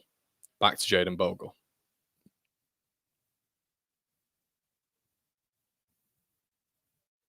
Strout, Nonto. Lovely feet, fantastic feet by Willie Nonto. Aronson, Bogle, well played by Leeds. Nonto. Just held off. Aronson. Lovely football by Leeds. Junior Firpo's in. Cross it back. I can't believe Leeds haven't scored. Once again, oh my God, I can't believe we haven't scored. Some lovely football by Leeds United. Firpo gets down that line on that left-hand side, plays the ball in. Aronson was there. It just went behind him. Look, we got it. Look, let's take our chances. Good start from Leeds, but we all have PTSD, don't we, with the chances that we miss and don't seem to put away. Lovely little flick there. Just it's always that little bit, isn't it? Good start from. We're all over Cardiff. It's not a free kick. Don't give it, referee. Referee hasn't given it. Matteo Joseph played. Oh, fucking hell. Grew up with a strike. Sliced it over. No conviction in that finish at all. But good start from Leeds. We're all over. And then, like we said in the Burnley game, we should be 1-0 up. And Grubb's just absolutely sliced it. Should have got that on target, really, there. But yeah, good start from Leeds. The ball played it. Lovely little interchange between Aronson. Nonto started exceptionally well. Looks very good on the turn as well. You can already tell. I mean, Anik's approaching these goal kicks. If you don't know who Anik is, it's the Cardiff goalkeeper. He's approaching them with about as much vigor as a tortoise. Anik clears the ball anyway, straight to Kanga, headed out by Pascal Rodon. Obviously from the Welsh capital, I believe he is, isn't he? Or is he from the Valleys? I'm not sure. Tanner, them coming forward a little bit now. Perry NG, back to Tanner, who's come back into the Cardiff side today. Scopis, Tanner. Leeds intercept. They can't keep the ball, Cardiff. They're not good on the ball. Matteo Joseph now breaks away with it. Largi Ramazani on that left-hand side. A little bit of transitional play here. Ramazani, lovely. Oh, Aronson tried the back heel back to Ramazani. Unlucky. But I tell you what, for the first time this season, right there, we saw a little bit of the Crescencio Somerville's. Ramazani on that right foot, just exactly how Somerville used to do, just charging at the fullback, very direct, playing that 1-2, looking for the return from Aronson, and it not quite coming off. But that was lovely to see there, and a little bit of the Crescencio Somerville's, which is nice. You know, it's nice to see that agility and that quality there. Aronson loses it. Ethan Ampadu wins it back. And then frigging Gruev tackles Ethan Ampadu. But then fair to him, Gruev wins it back. Ramazani on the edge of the box. Loses it. Should have had a strike. Should have had a pop. Cardiff come away with it anyway. Don't foul. Bogle doesn't need to foul there, man. Doesn't need to foul. Gives Cardiff a chance of a break. It's been a good start from Leeds, has to be said. Really good tempo to it, which is good. Winning the ball back in their half as well. One-way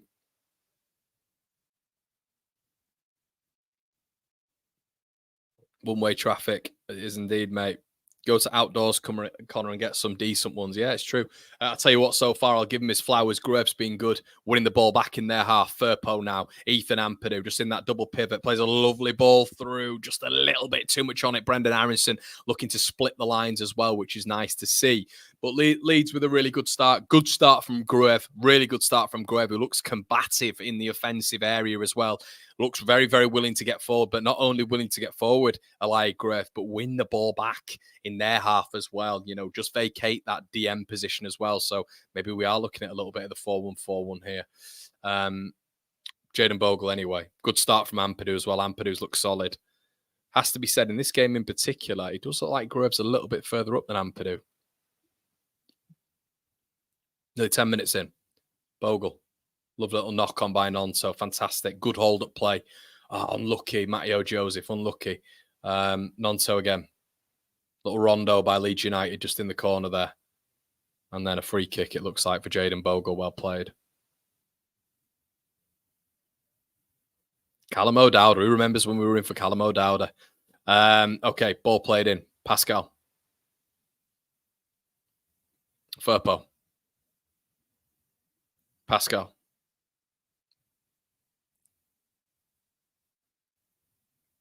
Junior Firpo. Back to Pascal. Leeds controlling it. Absolutely all over Cardiff here. Has to be said. And then Joe Rodon, just for some bizarre reason, decides to pass the ball nowhere. Cardiff regain it, but as I've mentioned in the preview, slow tempo, slow at build-up, negative. Leeds need to press as high as they can here because they're going to win the ball more often than not. Easy. Here we go. We've won it back. Lovely play. Willian Yonto now. Really good opportunity for Leeds United. Ramazani, too much. Gruev again, unlucky. But too much there. Like it felt like there. The ball was whipped in. Really well by the lovely little play by Leeds. But that's how easy it is against Cardiff. Cardiff look poor. Aronson plays the ball in largely. Lovely little touch, to be fair to him, but I thought he could have taken it down and maybe had a strike. Willian Yonto's had a fantastic start. Aronson looks busy as well. Nice little ball in from Brendan. Lovely touch, to be fair to him, by Ramazani, but I'd have loved Ramazani to have maybe had a go with that. It felt like the flight of the ball would have enabled him to have a go at that. It wasn't. It was whipped, but it wasn't really. A quick ball in. But Leeds have had a really good start. Joseph, some really good hold-up play there, cleared by Callum O'Dowda towards Kanga. Leeds dominate and win the ball back. Gruev knocks it on. Brendan Aronson here. Play on, Leeds. Play on.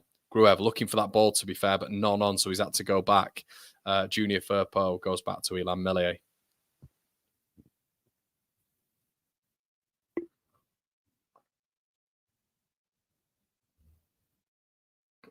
Good start from Leeds, though. Has to be said. Good start. Nonto coming central as well. Firpo was looking to play that ball in behind there, but had the handbrake on for whatever reason. Pascal. Ethan. Good start. Jaden Bogle, who's had a better start as well. Rodon, come on, Joe. Let's get a little bit better in this passing. He's had 2 passes which have gone astray here so far. The rest of the Leeds team have been perfect. Pascal Strauch. Ramazani's had an impressive start as well. Good balance, good on the ball. Gruev. Rodon. Ampadu. And they've nicked it here. Ruben Colwell. But Leeds able to get back in numbers here. Colwell. Oh, God, Cardiff are negative, man. They're really negative. They just broke Leeds in a really good position there. And they have no interest in getting forward there whatsoever. Yeah, not a lot of confidence. Oh, I mean, they're shit. Sorry, guys. These are shit. It's like playing up against the League One side here. They're a real opportunity for them to get forward there, and it's resulted in Chambers just booting the ball out for a Leeds goal kick. They're a bad side. This lot. We need to be just pressing on the neck of Cardiff here. I'm expecting a big win, people. I'm expecting a big win, a proper performance. Strout back to keeper. Cardiff pressing a little bit high. Melee clears on his right foot. Joseph. Unlucky Joseph. It's not a foul. Well done, Matteo Joseph, putting the pressure on Fish there at the back. And I'll tell you what, if he had another 5 yards there, Joseph would have got to that. But Firpo. Come on, Leeds. Let's keep that intensity now. Let's keep that intensity. Keyword, intensity and tempo. Sol Bamba's image has been just been stuck around the ground. They should stop the game, really. They should stop the game to clap him. That's what they should do. The ref should stop this. Should stop it for me. Pascal.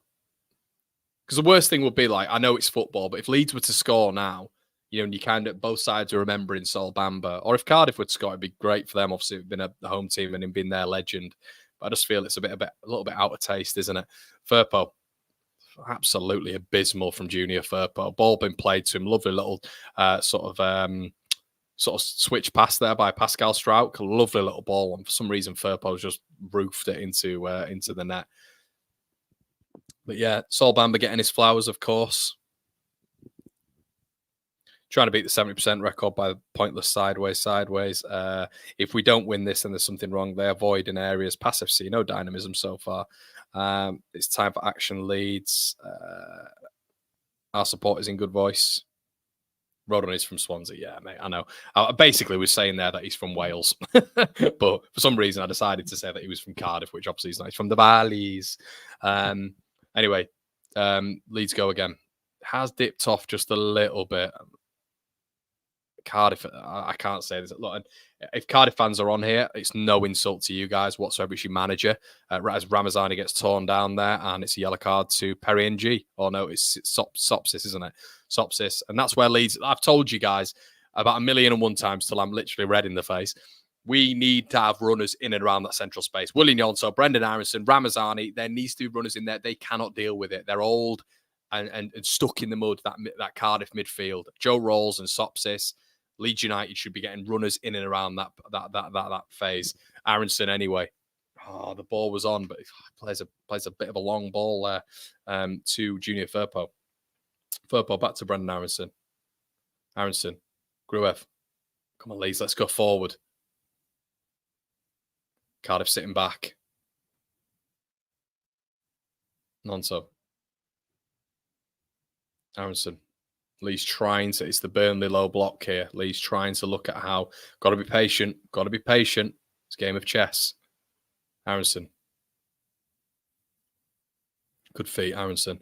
Nonso looks to take him on, does well. Aronson plays. I just think it's going to be a bit too much. Ooh, does well there, Nonso, on that left-hand side. Good bit of football. Firpo has to be quick. And then Leeds have played it. Well done, Ampadu. Really, really mature football there. He wins it back ahead of his countryman, Colwell. Ramazani. It's gone to the opposite side now. Like Ramazani's start. Looks confident on the ball as well. Aronson, who's had a really good start, has to be said as well. Joseph. Unlucky. Tried to play that ball through. Tempo needs to be good here with Leeds, and it has been so far. Has to be said. Ampadu, turn. Well done, Aronson. Play that ball. Ramazani. Unlucky. Out strength there by Fish. But Aronson's had a really good start. Aronson's been brilliant. Has to be said. Really, really good. Really impressed by Brendan Aronson so far. Ampadu with the left foot switch. Poor ball. I mean, Ethan, come on. Where's that going to? It's speculative. There's no direction towards it. Just don't give up possession like that, mate. When you've got I hate football when it's like that, people. I hate misplaced passes. I hate them. Just retain possession, especially when the goalkeeper, use your brain there. When the goalkeeper is just going to be trying to slow it down even on the 18th minute, you don't have to play the Hollywood pass there. I always encourage Ethan Ampadu to play that switch ball, but when you don't need to, when the tempo's already up, select your passes, and he just booted the ball out for a throw in there, and Anix had the ball on his goal line for 30 seconds there already, which we won't get back. Anyway, Leeds look to have retained it back again. Aronson, needs to be more communication there between him and Nonso as Aronson takes it off Nonso. Tanner. Perry NG. Well done, Ramazani. Good work. Closes it down.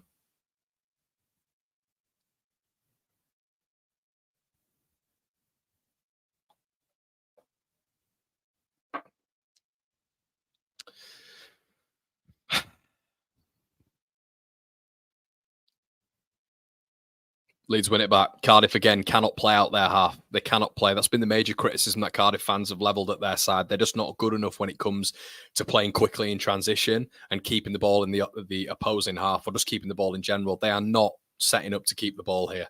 Leeds United have to probe it with quality and a tempo. What's irritating me so far, I have to say, one of the deficiencies so far is Junior Firpo, who appears to still be a little bit off it. In terms of passing accuracy, in terms of decision-making, he's very, very left-sided today. Normally utilises his right foot a little bit, coming inside, creating those angles, but consistently, when he's pressured, he's going back to Ilan Meslier or Pascal Struijk here. Meslier. Hideous ball to Joe Rodon, of which put him under pressure. Bogle did really well there. Oh, and I think it's been unlucky there. Cardiff have got the ball. All started again. Leave it, Bogle. Leave it.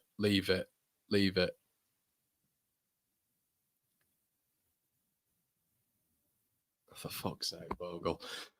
Oh, man. Millhouse, O'Dowda has tried to get in a competitive sort of pushing with Bogle, and Bogle's got involved with it.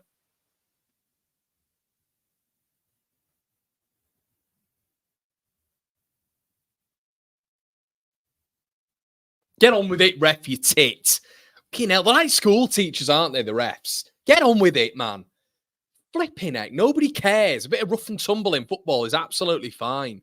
But going back to that anyway, that's all from a Meslier pass out from the back, which went beyond Joe Rodon, which then Bogle had to recover by doing a little bit of a shoulder roll.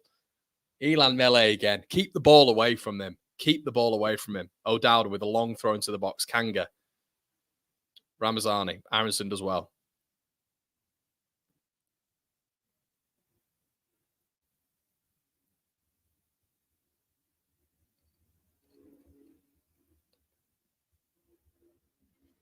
Cardiff throw inside Leeds' half. O'Dowda.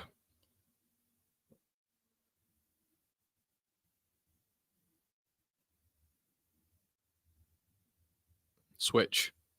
Good ball. Perry NG. Jesus, they're just so bad in the attacking third. They're so bad.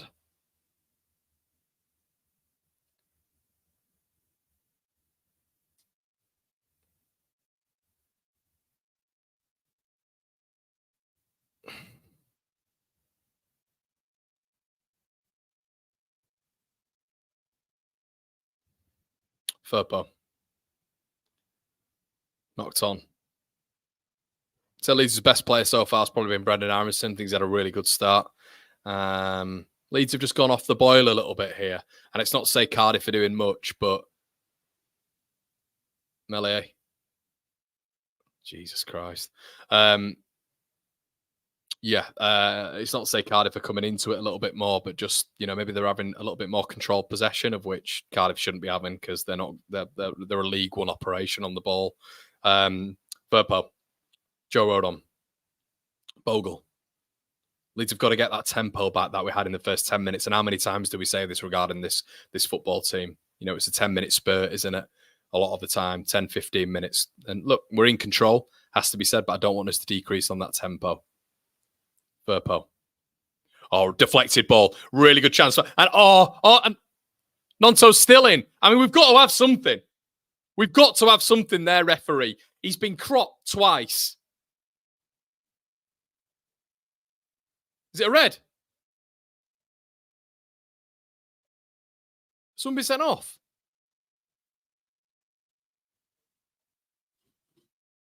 I don't know what's going on. Can we have some clarity? Is he off? I mean, basically, guys, if you're not watching, Willie Nonso's throw on goal, he's been cropped and he's off. Cardiff out of 10 men. Last man. Wow. Wow. Defender off. The worst case possible for Bagan, who is the left back, I believe. Would I have said it was a red card? Was it last man? I don't know.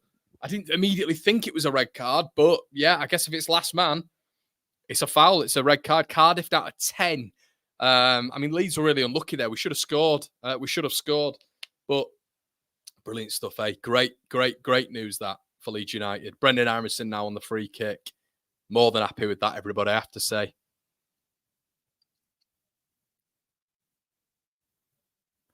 So Cardiff out of 10, everybody. Cardiff out of 10. Brendan Aronson over it. I'd love to. This would be great if it went in from Aronson, because I'd just love to see him be able to strike a ball. I'm not convinced that from a position of stationary he can do anything. But Aronson kills it. Good effort. Keeper side corner to Leeds. Aronson goes for the corner. See. Oh, Connor, there isn't different set pieces, piece takers by game. There is. Aronson's now going to take the corner. It's Gruev. Half the time it's Gruev, and Gruev's an in-swinger. Why is Gruev not on it? Right, okay, so what I want to see now is Joe Rodon running across the front man. I'm watching Joe Rodon. Corner for Leeds. Let's see if it beats the first man. Aronson. Ball in. Fucking hell, we give a foul away. Who gives it away? We are no threat, are we? We are no threat from corners. It's so embarrassing, this team from corners. Daniel Farker, man. Where's this American company that we're working with that you said in your press conference, fella? Who are we working with? KFC?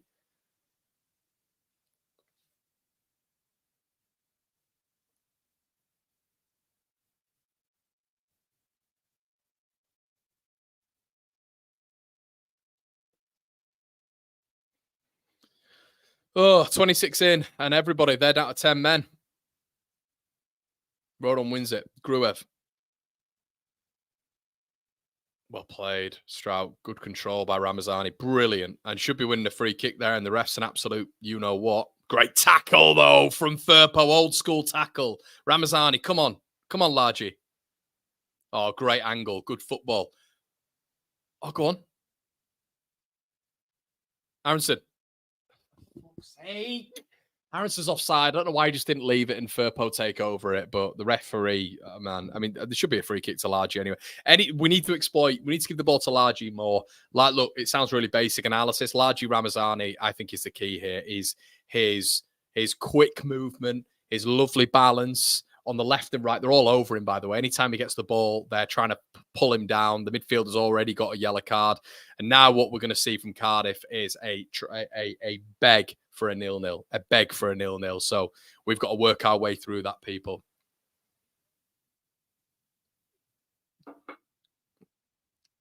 Anik fires it long. Leeds win it. Ampadu. Firpo, come on. Firpo, let's go. Don't go back. People, swear to God. Go back, FC. Gruev. Ampadu. Switch it, Ampadu. See, really good opportunity there for Leeds United to switch it and move the ball quicker. Jayden Bogle, lovely little 20-yard switch, and you're beating a man out there. And Cardiff aren't over as a unit, and we don't do that. Go on, Brendan. Okay, not bad. Plays it to his right foot, though, with Firpo. It needs to be to his left. We know that. Aronson on the ball now, central. Poor ball, straight to the keeper. Just gone off it a little bit, Leeds, and let's not allow this lot to just drag us down and low block it, because we know what their intention is now. Anik must have taken a combined 4 minutes on the ball already.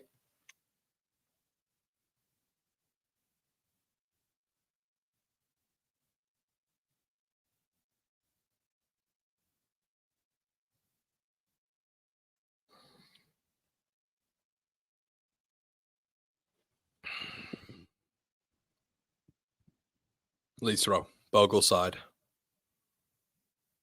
Tempo's dropped. Come on, Leeds. Let's get it higher again. Come on. I understand it can be difficult going against 10 men, but let's increase that tempo again. Strout marauding forward with the ball.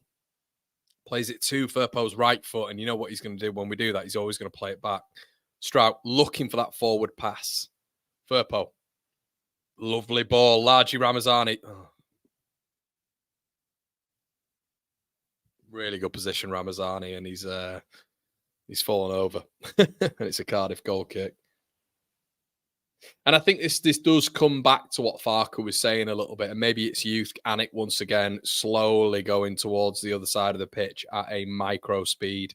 It is Farker kicks the post about 400. I mean, fucking hell, ref. He's going to the other post, is he? No, he's not. But we can see what's happening already with Anik. Still on the ball. But you can see what Farker was saying in terms of just the efficiency in front of goal. Like, Largy was unlucky there, and he's been good so far, but bloody hell. And Ramazani's in. Go on, Largy. He's in. Yeah! Get in there! Woo! Get in, Largy.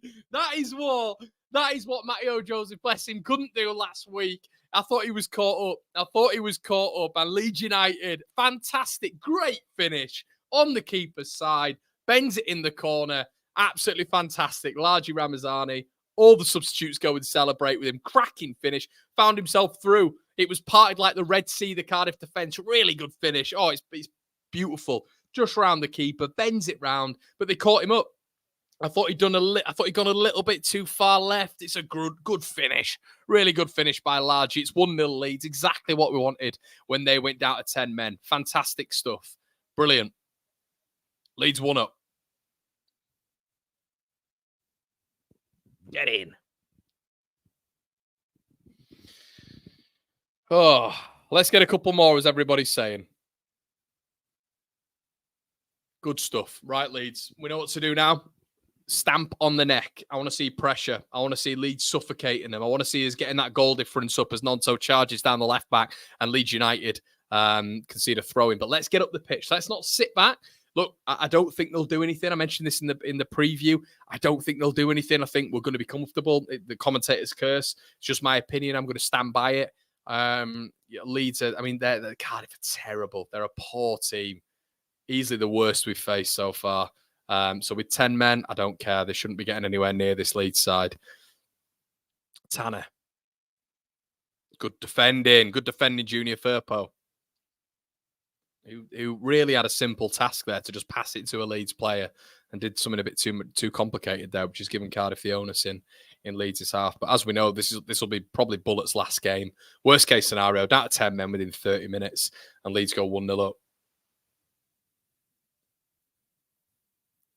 And what I love about that is you can't really drop him now. You can't drop Largy, which is what I wanted. You know, I wanted Ramazani to get in on that left side. I think he's Somerville. He is Somerville. It's how he moves, how he glides across the pitch, his pace, his balance. It's Somerville. He's so similar to him. Just needs that little bit more confidence, I feel. But he looks like he could light up this division with a few more performances. But that's what I want. He's always wanting the ball as well. You know, because now Farke can't look at Bogle. Bogle's remonstrating with Gruev. He's remonstrating with him. He's on the far side in acres of space, and Gruev elects to go lateral. Bogle's throwing his hands up in the air. Bogle now. It's exactly where it should be. Jaden Bogle. He's going to have to go back. Or is he? See, the ball's there for Bogle, everybody, on that right-hand side, because Cardiff have to shift players on that left-hand side because they've barely got any men. They're not going to, Colwell's going to have to be dragged from centre midfield out to that wide right space, of which he won't be confident in. Bogle's there all the time. That's where Leeds have to have that switch. Aronson in the box here. Brendan Aronson. Didn't quite get the flick on. Did you say good defending, Furpo? I did, mate. I did. Guys, there's over 2,000 of you in the building. Please slap a like on the video. We're going to be here with your instant match reaction as well. All the stats, all the data, all the everything. Make sure you tune in for that. Pascal. Ethan. Pascal again. Lovely chip ball from Pascal Stroud. Joseph in acres. He's in acres. Joseph. Oh, good save. Unlucky. Good feet from Joseph. Comes out to Bogle. Bogle switches in. Annoying. Joseph, unlucky. Anik, I don't know why Anik's keeping all the ball with Doylem. They are 1-0 down now. I don't think he realises. Lead, this should be 6. This should be 6 in general. I keep saying it. They're a poor team. This lot. Let's get more. Come on. Anik, who seems to be keeping all the ball and doesn't really... Does Anik know where he is? Anik, you're 1-0 down, mate.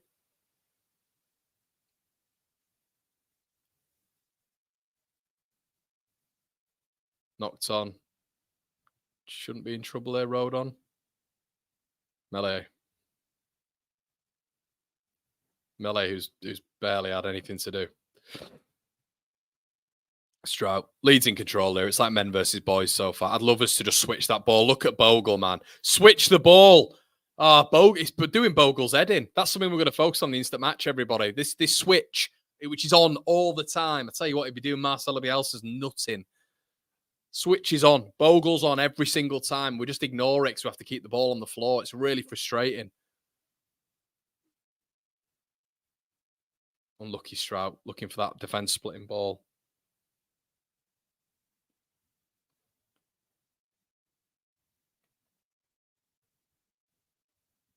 Good half-turn movement there, Brendan Aronson. Lovely ball. Oh, unlucky. Brendan Aronson on that half-turn there. I love how his body is at the minute, Brendan Aronson, in terms of being available on that half-turn. In this game, it's been very, very, very good. Aronson's been superb.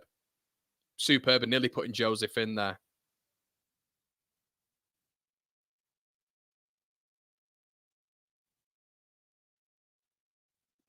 Sorry, guys. Is the timer gone?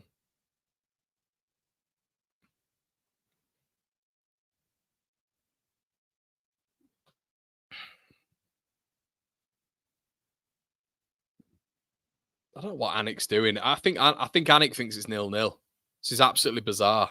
Maybe he's trying to stem the Leeds United pressure, but that's not going to alleviate when they've got 10 men and they're as poor as they are. I don't think Anik realises that they need a goal to equalise. He's taking so much time on the ball. Kanga beats Strauch in the air. Colwell. Bob.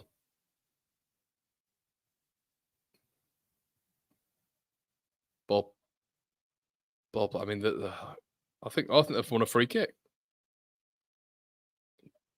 I mean, that is bizarre decision from the referee. Colwell gets a free kick. I don't even know what that's for. What is that for? I mean, Bogle.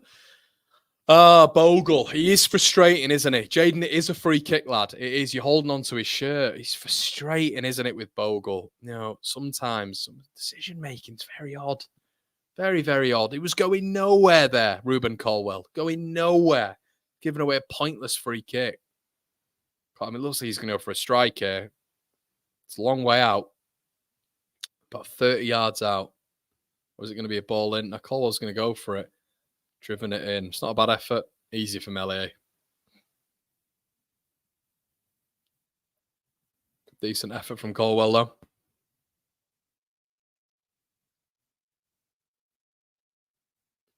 Oh, that ball over's on every time. It's on every time. Every single time you've got, honestly, like that's what you know. As I keep mentioning, Man City do all the time. You don't always have to play through the lines. You can go direct. You can go over the top. Felt that celebration, Connor. Come on, Leeds from Thailand. Alex Jennings, what a gem you are, mate. Thank you so much for that, mate. And any donations, I really, really appreciate it. Honestly, I really do. Thank you. Thank you. You don't have to do that. And as I keep saying, I'm very, very appreciated and humbled a lot by you guys when you send me these donations. Thank you so much. Again, Alex, top man. Where are you in Thailand, mate? Let me know. You might have to let me know. I'm not going to say you're going to have to let me know with another super chat, but I might miss it. The yellow ones come up immediately if you guys don't know. But really great numbers of you in here. 2,000 of you, over 2,000 of you. Please slap a like on the video if you enjoy these things. Nonso. Oh, interesting. Perry NG. Nonso does well defensively, though. Gets pushed. Should be a free kick to Leeds, isn't? Firpo. Bats a Nonso in the corner there. Little rondo by Leeds. Firpo. I mean, Nonso then gets taken out by Perry NG. And that is 100% a yellow card. They're going to get down to 9 men. They've got no discipline. Sopsis is already on a yellow card. Perry NG is now on a yellow card. They've already had a man sent off. They're just like, I remember him at Ellen Road. He was just an absolute nightmare, this NG, with his tackling. That's a shocking tackle. Complete scissor on Nonto for no reason.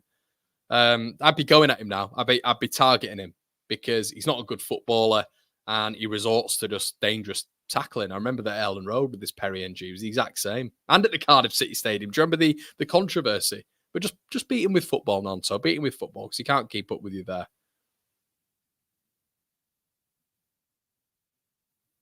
But I'd like Leeds to get a lot more here. This is the worst team we're going to face this season by the looks of it. They look appalling. So the onus is on Leeds United to get a few more here. Jaden Bogle. I'd like to see us switch the ball quicker. Keep mentioning this, but this side would be so much better if we had the anchor who could switch the ball more. You know, we're playing in very, very fine yards. You know, it's sort of 5 to 7 yards, but we never play that switch ball. Bogle is on every single time with space. And we found him there. There we go. Jaden Bogle. Oh, it was nearly a good ball in there by Jaden Bogle as well. We found him there. He's available all the time. With them going down to 10 men, I keep mentioning this, they're shifting over as a unit, which means if you keep Bogle out wide, you're going to be able to find him at some point. You know it's winter when Daniel Farker's in that Parker, by the way. The Farker Parker.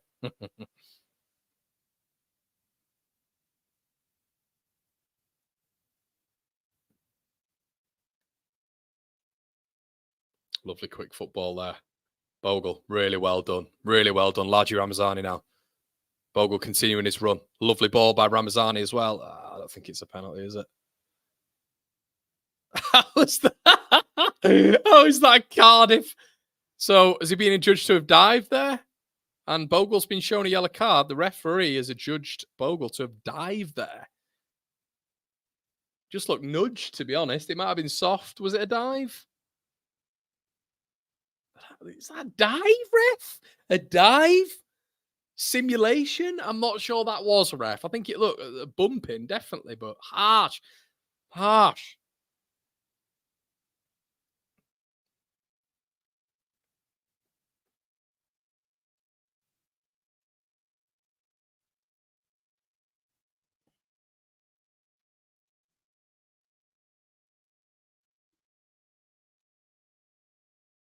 Ian Jackson, thanks so much, mate. Yeah, guys, keep racking up the likes. Keep racking up the likes on here as well. If you would, I'd really appreciate that.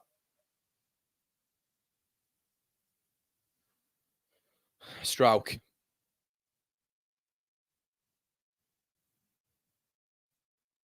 Great ball. Lovely running from Joseph, who's always providing that run. Great turn from Joseph. Joseph. Unlucky. Nonto, play it. Nonto, man. Oh, bloody hell. Gruev goes backwards, and we're all getting in each other's way. Go forward. Gruev, forward. Forward. Shoot. Gruev. Unlucky. Good effort. It's chaos. Oh, and they come away with it. Well played, Ampadu. Ampadu's had a really good start. Gruev, turn, pass, turn, pass. Don't go back. Pass it. Switch it. Look at Bogle. Switch it. Goes back. Just go forwards. Go forwards. It's on every time. Look at Bogle. Strauk.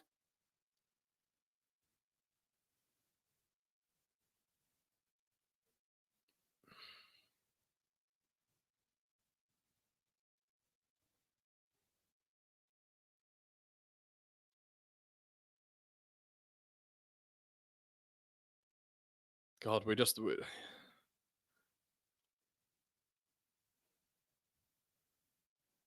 so congested because we don't look out wide. We don't look for the switch, so everything's in the middle.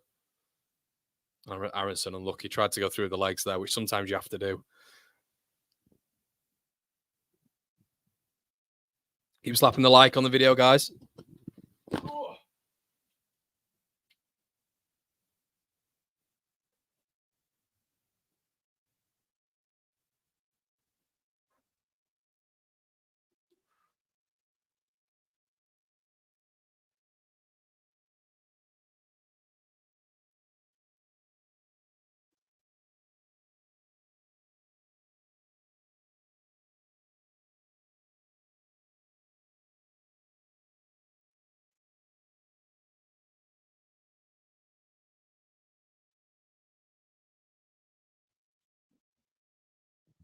Oh.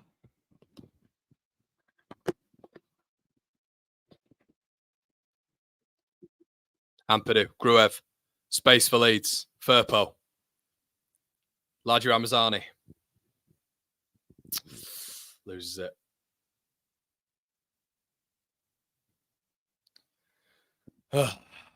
Well, it's 1-0.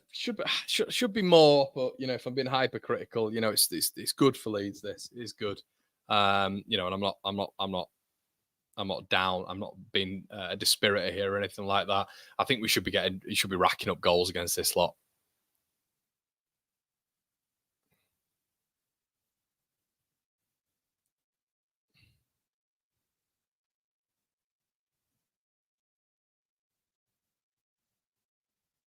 Oh, lovely. Aronson. Leeds are outnumbered him here. Great ball. Aronson, is he on? Oh, it's Ramazani. Oh, it's Ramazani. He's onside. Leeds should be 2-0 up. Had to score. Ramazani's through everybody. It's a lovely ball. I thought he was offside. It's a tame finish. He also takes it off Joseph's right foot, who had a better angle. Yeah, it's a tame finish, that. Tame finish. Should be 2-0 Leeds.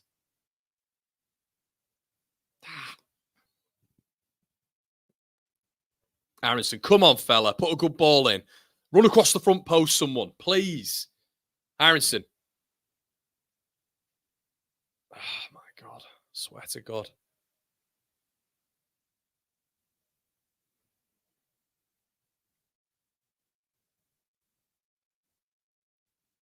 Oh, my God. We've gone all the way back to Melier there. That's poor from Leeds.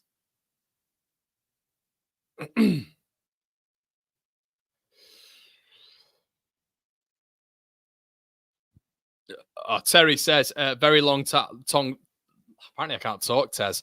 Very long time view. And remember the Oz days for this is for the smile of souls. Thanks so much, mate. Really appreciate that. Top guy. And we're going to be doing your halftime analysis, everybody, as well. Thank you so much, Terry. Really appreciate that, mate. David's in here as well. Great channel, Connor. Need Tanaka on for Grev. Have a beer on me, pal. I will do that, David. Thank you so much, buddy. Really appreciate all of your kind donations. All go towards the running of the channel, the website, the Patreon, content which is going to be coming up in November, which I think you're all going to really like. Always investing back in the channels. Thank you so much, everybody. And I hope you see that as well. I hope you see that. So thank you so much. As Leeds close in on a good first half performance, completely dominant. Couldn't ask for anything more, really, as Grev has the ball here. Leeds, the front four are looking good. Front four are looking really good. Really like the look of Largy, who scored, but he should have put us 2-0 up. Aaronson's been brilliant. Aaronson looks like a different player. Looks like an absolute different player, it has to be said. Calm on the ball, composed. Great on the half turn as well. Looks really, really, which is nice to see.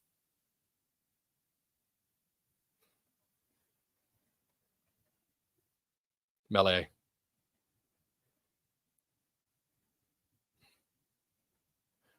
Guys, we'll be here for your halftime analysis as well, so make sure you tune in. Harrison, Gruev, switch. I'm going to stop saying switch. I'm like a broken record. Firpo. Ooh, Ramazani had made a really good run. Joseph wins it back. Aronson. Gruev. There we go. The switch, and it's worked. Oh. Someone shoot. Oh, Jesus Christ. Why can't we just... It's what Parker was saying. We can be so inefficient in that third, can't we? Oh, Leeds United half-time, everybody. Let me know what your thoughts are in the comment section below. Flipping heck. Kamikaze, wasn't it? Absolute kamikaze at the end there. Largy's put us 1-0 up. Yeah, Largy's put us 1-0 up. And Leeds, yeah, cruise control, it has to be said.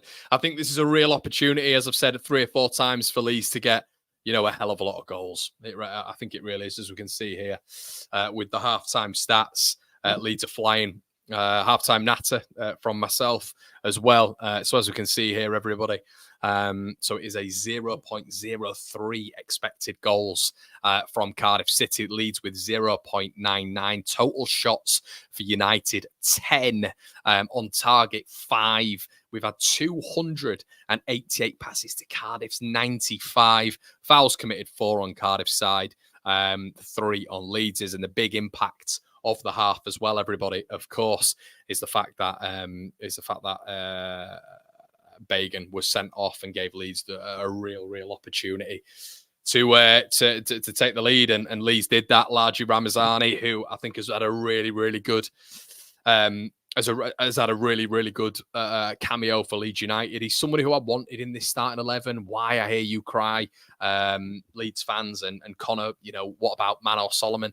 I've kind of always been of the opinion, to be honest, that pace comes over anything for me. I absolutely love pace. I love a good balance. I love a player who has a low centre of gravity but is agile as well. That's exactly what Largy Ramazani is. He really reminded me in that first half of Somerville when he was moving with the ball, it has to be said.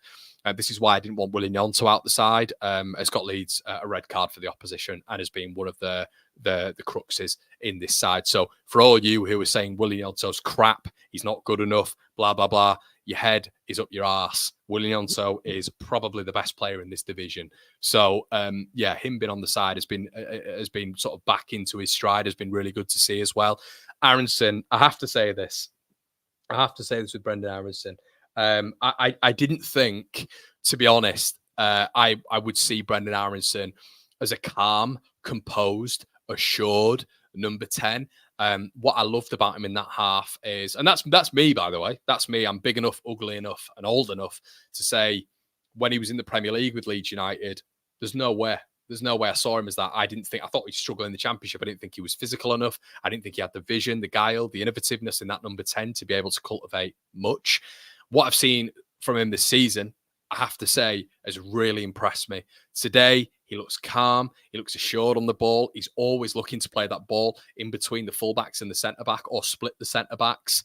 He has been very, very, very good, Brendan Aronson, and there seems to be an assurance. In the Premier League, he'd panic a lot. I felt in that position, his head would be down. He'd take 700 touches and that'd be that. What he's doing now is he's finding the space, play the ball into the channel. And do you know what the big impact there is, everybody? The big impact there is having a mobile striker, having someone who Brendan Aronson knows is going to enter those spaces. Okay. So he's confident in the striker to be able to do that. Could Joel Pro do that? No. Could Pat Bamford do that? No. Not quick enough, not agile enough.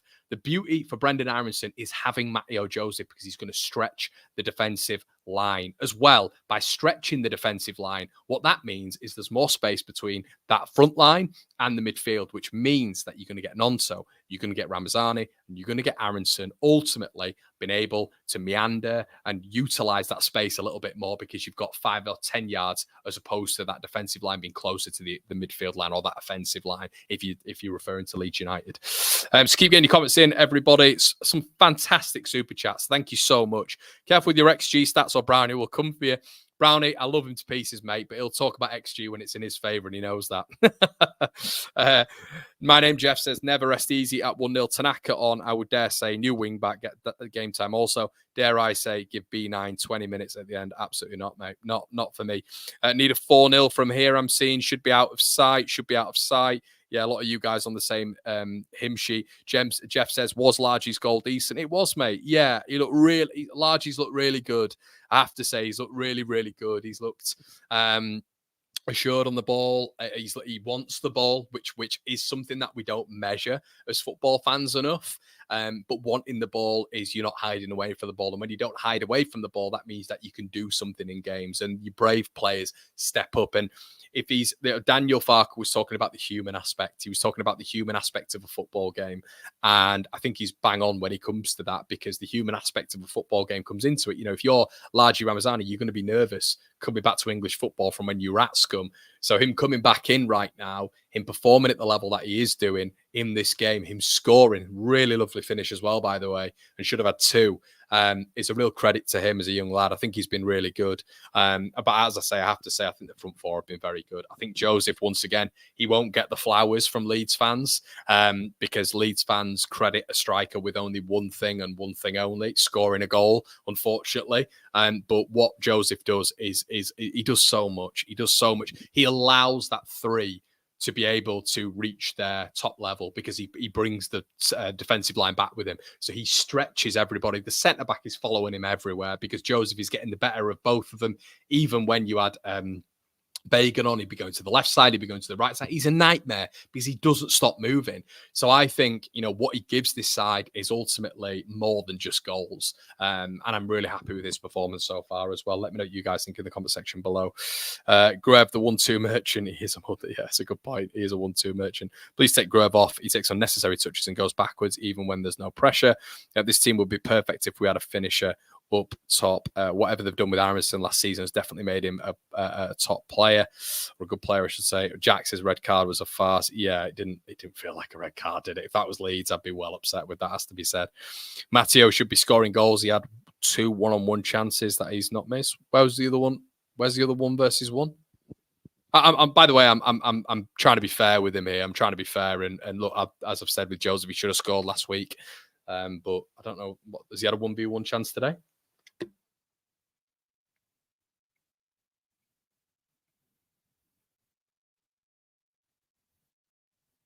But ultimately, everybody, how I think regarding this is that Leeds United have to rack the goals up here. And as I've mentioned previously, hit them on the flanks, which we have done really, really well. Runners in the midfield to completely derive Sopsis and Joe Rawls. I mean, I didn't even know Joe Rawls on the pitch of any sort of consistency on the ball or even off the ball. And I've also said, let Matteo Joseph just run ragged that centre back. So there's a little bit more space in front as well, or behind, I should say, for that midfield sort of 3. For me, Leeds are dominant, but as I've said, it doesn't have to be Tanaka. I love Joe Rothwell. I think Joe Rothwell comes on, we turn into a little bit more of a 4-1-4-1. What's the point in keeping? They've got 10 men. What's the point in having a double pivot? Someone in the chat tell me what's the point in having a double pivot. For me, in this game, let's be brave. I mean, it's not even been brave, is it? Look, I know we don't want to be losing the game, but as you can see there, everybody, 0.99 expected goals, 10 shots. They've had 1 shot from a free kick 35 yards out.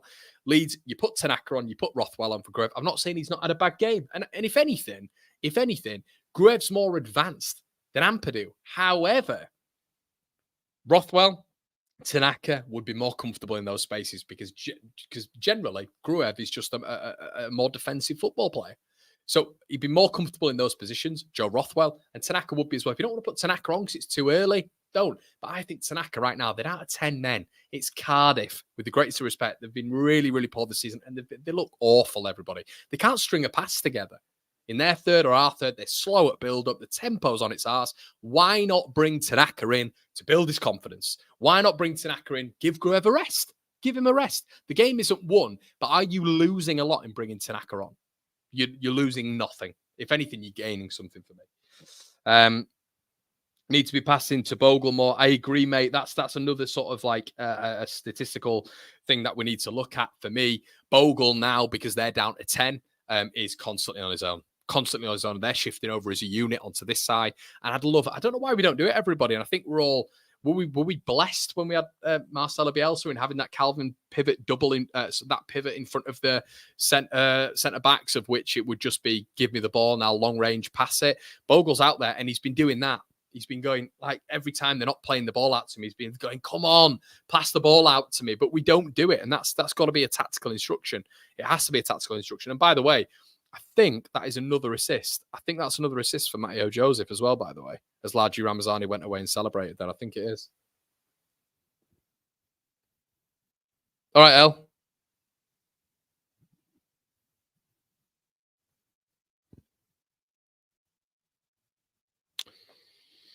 But yeah, guys, if you don't want Tanaka on, just put Rothwell on.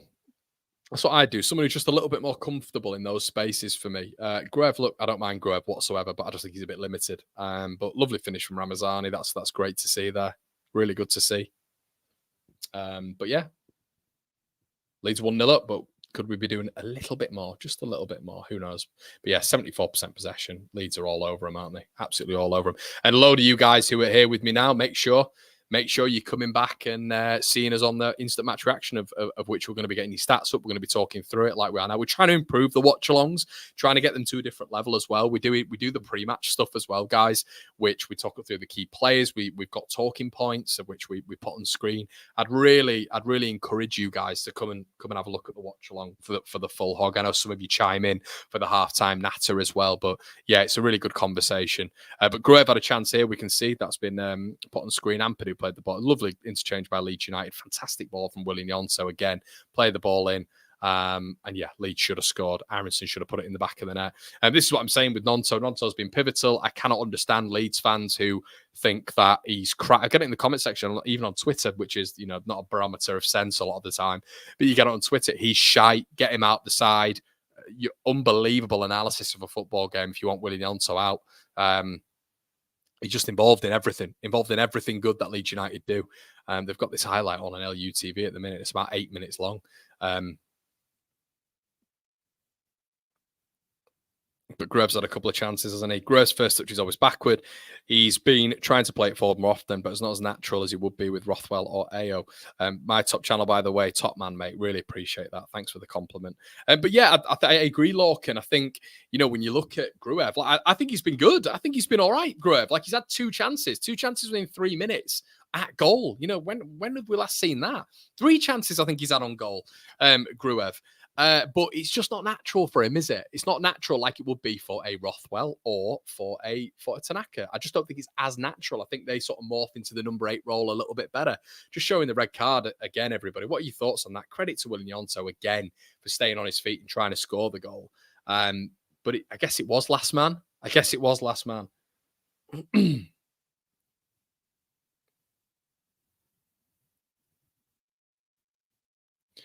But what's everyone thinking anyway? Is everybody thinking that this needs to be like what are we looking at? Is it just 3 points? Is everybody just happy with the 1-0? I'm interested to hear what you think. Is it going to be, or are you thinking to yourselves we need to wrap the goal difference up here? Because with how dominant we've been, we've just seen Joseph stretch the back line again and just absolutely Muller. He's killing this defense. But are we thinking to ourselves this should be more? Are we thinking to ourselves this should be 5, 6, maybe, or just 3, 4? I think that's the expectation now, right? I think we've got to be doing that as a collective. I think we've got to be thinking that. I want our standards to be high this season. Must score more goals, says Annabelle. How bad Cardiff are. Bielsa's nieces want progressive substitutes, Connor. 3-0, no mercy. But yes, I agree. I do agree. And Ramazani should have scored, shouldn't he? I think he thought he was offside, but he should have scored. The worst thing about what Ramazani did there with his left foot is he took it off Joseph's stronger right foot, of which Joseph had a better angle. That Thierry Henry finesse shot in the bottom corner. He had the better angle, didn't he, Joseph? Oh man, he had to give it to him. Had to give it to him.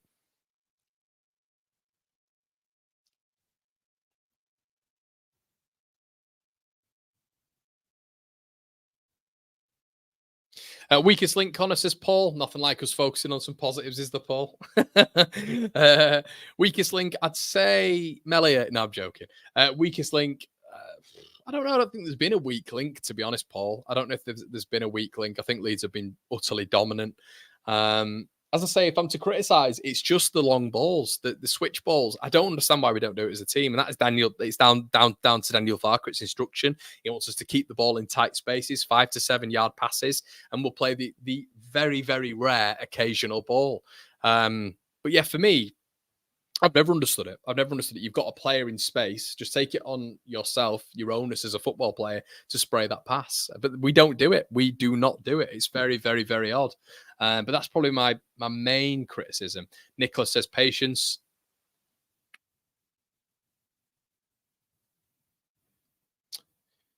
But yeah, interesting. Simon says this game is showing that we still find it difficult to score. Interesting, interesting thought process there, mate. Yeah, and I think maybe we'd sort of, you can look to that and see that as a potential agreement for many. Right, guys, we're going to get your timer up and running, and the players are back out for the second half. I will be here. If some of you are jetting off for that second half, come back and see me at full time, where we're going to be doing your instant match reaction. I know a lot of you guys are enjoying that sort of stuff, so come back and if you just want to watch these games by yourself, I know some people don't fancy listening to me waffle on.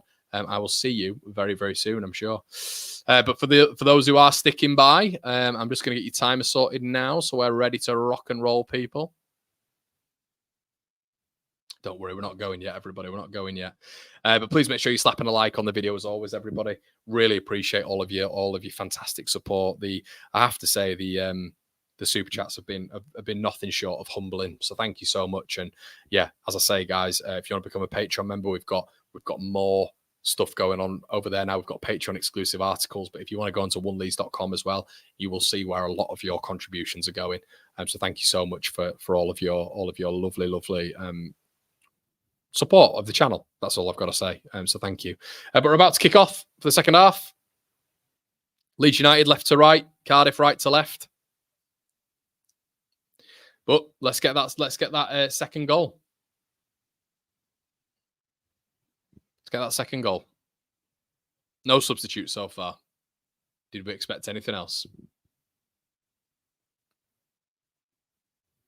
All right, people. That's it. Let's get going. Let's get going.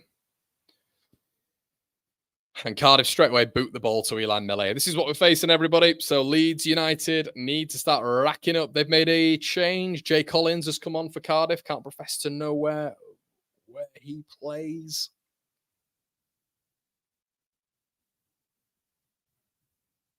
But I want to see that tempo. I want to see Leeds United keep up a consistent tempo, not just for 45 minutes. We're too used to seeing... it looks like Collins has come on for Kanga, which might mean they've gone to... I think Tanner might have gone up front with Colwell, so they've gone to a front two.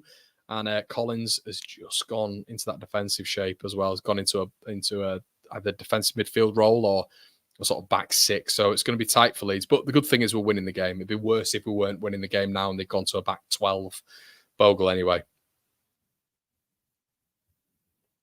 Rodon's passing out from the back has been truly hideous this season. It has to be said. When he's put under pressure, he's just so easy to dispossess. Let's give it away there. Nonso. Bogle just doesn't anticipate that ball well at all. Ramazani gets all a bit... This is kind of what Cardiff want here. It's all a bit rushed. They need to start making Leeds a little bit uneasy here, I'd say, because Leeds, when they're getting into the flow, are really in control. Dowda's done really well, but Nonso pulls away from him. Fantastic play by William Nonso again. Jayden Bogle now on this right-hand side. Too much on it from Bogle. Way too much on it. Nearly got to Ramazani, though, a.k.a. Somerville 2.0.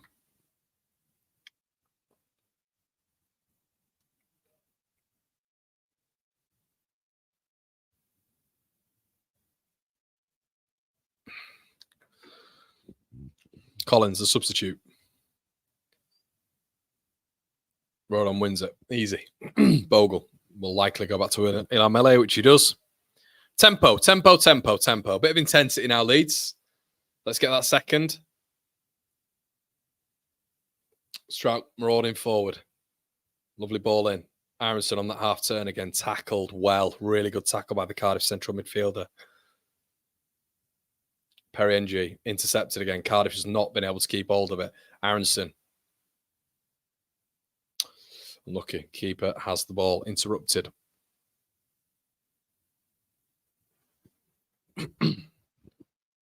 Firpo. Space. Lots of it on this left-hand side.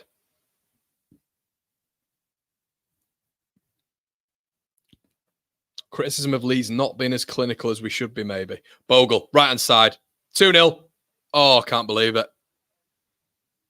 I can't believe Aronson's missed. He had to score.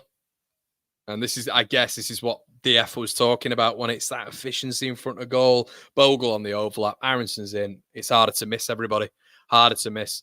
Brendan Aronson's gone with the wrong foot as well. I can't believe he's missed that chance. Leeds missing two real gilt-edged chances in the form of Laji Ramazani and Brendan Aronson there. But good build-up play from the Whites. But has to be 2-0, that. Has to be 2-0. He's gone with the wrong foot. He's got that all wrong, Brendan Aronson. Nonso, who's been excellent, has to be said.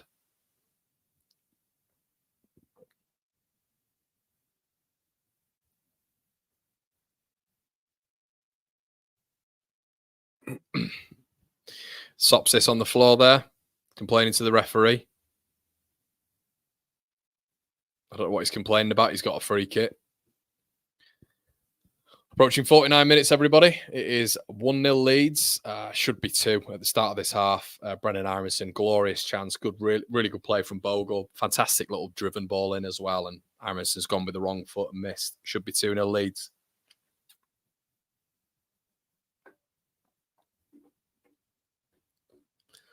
Anik, who doesn't still appear to understand that Cardiff are losing this game. Leeds or Cardiff.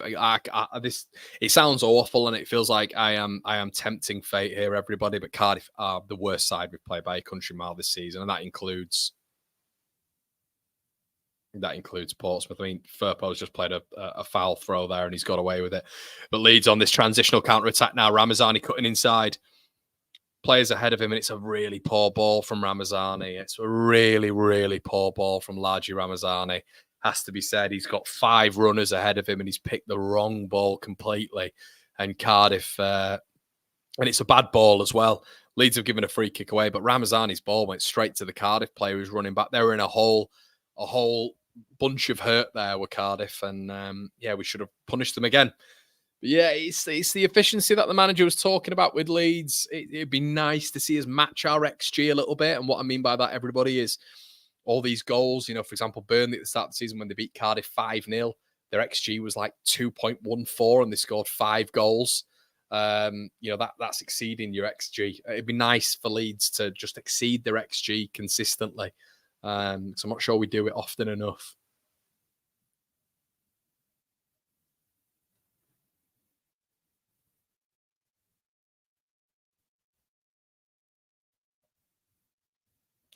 They're so bad. They're so bad. If you're a Cardiff fan, I do feel for you. If you're a Leeds fan, I'm looking at it and thinking, oh, we 1-0. Look, they're terrible, man. And they're down 10 men. They're terrible. They were bad enough when they had 11 on the pitch. They just had a little bit of possession there, and they've just hoofed the ball out of play for a throw-in.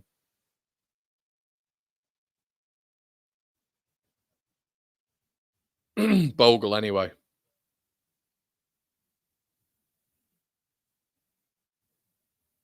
Sopsis.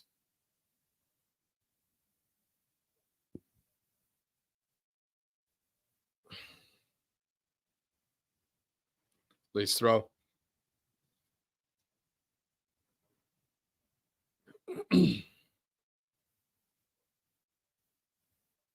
Firpo. Gruev. Rodon. Nonso. Probably say Leeds' best player actually so far. Willie Nonso, I think. Ampadu. Just Leeds, just impatient on the edge of Cardiff's box, trying to look for something here. Strauch, Gruev,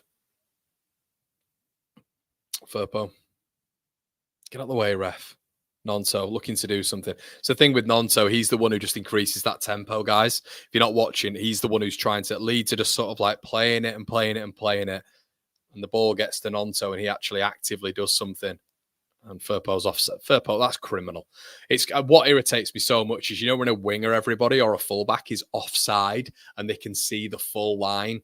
That's basic football. That's basic footballing brain. That should not be offside as a winger or a fullback when you can see the full line. The reason I mentioned that, Firpo's offside for the second time in the game in that position. Needs to be better with that.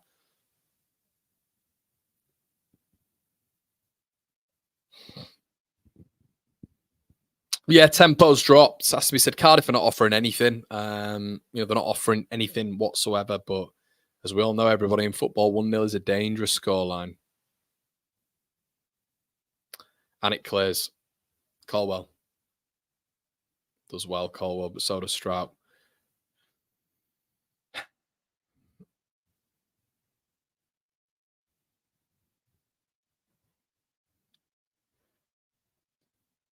Firpo. Gruev.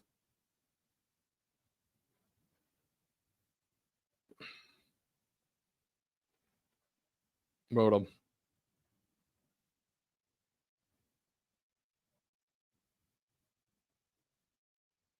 Aronson. Good feet. Tackled. The referee's played on Colwell. Rodon does well. Rodon does really well. Really, really well. Joe Rodon, excellent. And it's a transitional moment here. Nonso's got to speed it up. Ramazani. Back to Nonso. Time on this right-hand side. Ball played in. Ah, man, we're never going to win a header, are we? Whipped in towards Joseph and cleared. Ramazani, central. Bounces off Aronson. Fucking hell, Leeds. Come on, let's up that tempo, for fuck's sake. Excuse my French, but it's slow. Why is it all of a sudden slow? We need to be moving that ball a little bit quicker. We need to be getting the ball in and not getting in each other's way. It's stodgy. Let's be a little bit more fluid, Leeds United. Come on. Come on now. It's a shocking Cardiff side with 10 men. As I've said, they're not doing anything, but let's get a couple of goals, Leeds. Let's increase that goal difference. The keeper is literally like Leeds are against a League One outfit here. Come on.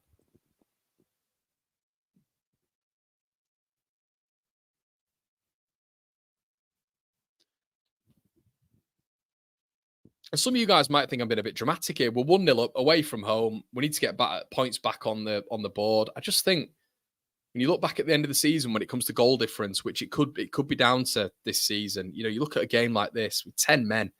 Aronson's not had a great start to his second half. He's been much better he needs to get his consistency up a little bit here. Firpo, back, so much space for Leeds. Firpo, ball in. Cleared.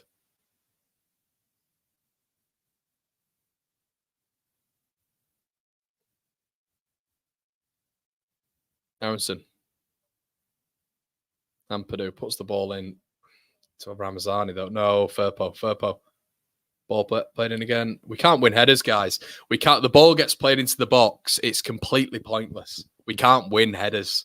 It's bizarre. From like set pieces, we struggle from that, don't we, to win headers against the opposition. Even when Firpo gets the ball and puts the ball into the box, Bogle does the same thing. We don't do anything, guys. We're so bad when the ball's into the box. I a penny for Farke's thoughts here, but when he was talking in the press conference about us working with an American model, an American company on set pieces, and I understand that's not set pieces, but just the ball in the air and anticipating, interpreting, perceiving the ball to go a certain way and getting across your man. It's staggering. So Leeds really, it looks like we can only play centrally. Aronson knocks the ball on anyway. Ramazani can't quite get to it. Pinball in the air. We can't get through. It's very much like we just can't quite get through the second half. I say Cardiff are doing nothing, but it's just frustrating that we can't just seem to get it right. And that efficiency, that keyword efficiency, isn't really been. Sopsis. First time Cardiff have actually got into our half properly with a bit of possession here, but they're going nowhere. Good shape by Leeds, but yeah.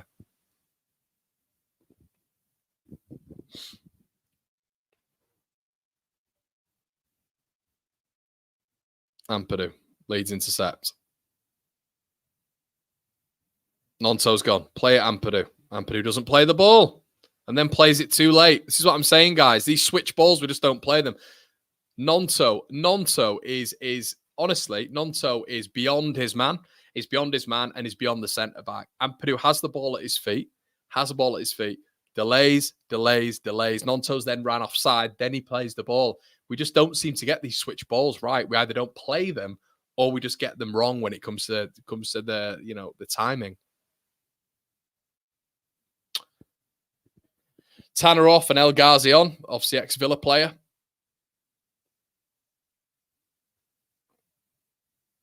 Joe Rawls is coming off. And who's coming on? Robertson, who started in the middle with Sopsis in the last game. I'd like to see Tanaka on. I'd like to see Rothwell on. I'd like to see Grave just dropped just because they're more advanced eights. And I think we can hurt them in the offensive third. I think they need some calmness and composure on the ball right now in the final third. It's too hectic for me. And I believe that those two would bring that. I think Rothwell is a very calming figure in that final third. And he's efficient. And, we could get that again. Aronson should have played the ball. He's turned back. Nonto throws his hands in the air. Yeah, and the chance is gone. Aronson's just gone off, really gone off. He was on the half turn a lot of the time, was playing those balls quickly with a good tempo in that first half. He just appears to be maybe second guessing himself a little bit. I don't know why. Ramazani. Firpo loses it. Fairly. Colwell. Bit of space here for Cardiff. Callum O'Dowda. They've got an overlap. Offside. Miles offside, yeah. They're terrible. They're so bad. I think with 11 men, they'd be this bad as well.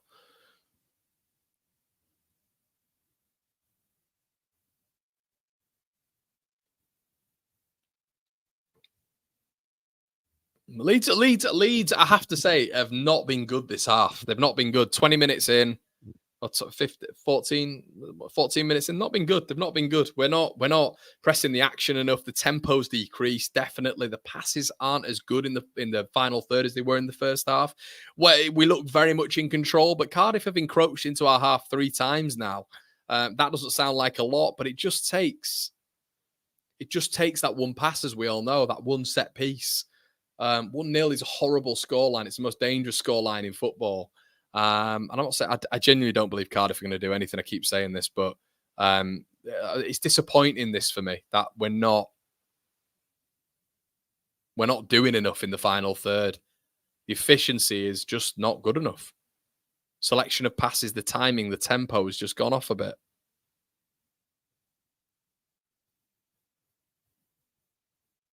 Firpo, play it.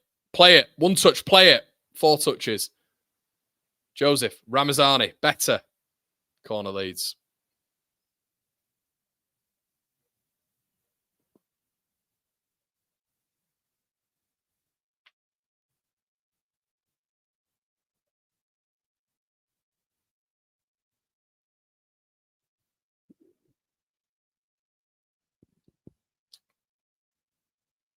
Grove corner. Told you, switch up from Aronson. We have separate corner takers. I don't know why.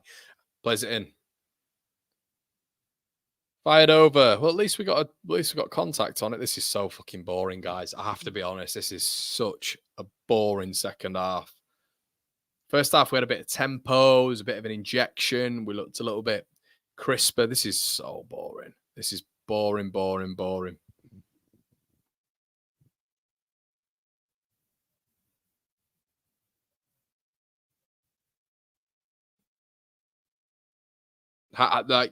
Unfortunately, guys, this is the critic, and this will always be the critic. Why have we got the top value players? Why have we got, and we still might do something in this game. 30 minutes left. I presume Leeds are going to do something, but I just can't for the life of me understand how we're not 3-0. How is this game? How can Cardiff be in this game? Leeds were in there. It was like 3-on-2, and the refs pulled it back for Joe Rodon hurting his ear. Wow.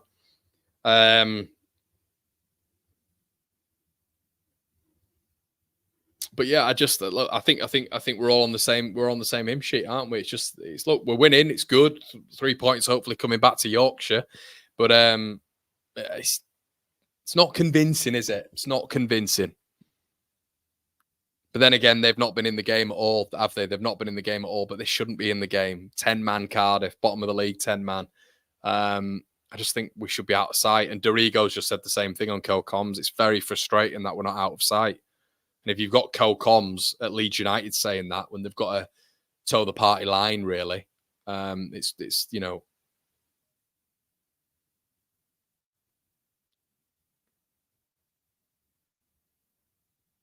I just think there needs to be more urgency in the final third. I'd like to see some composure on, some efficiency.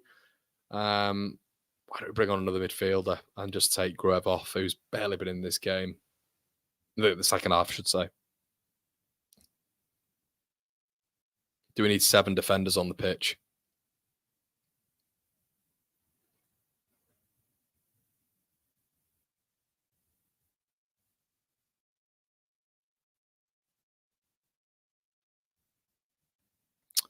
Nonso.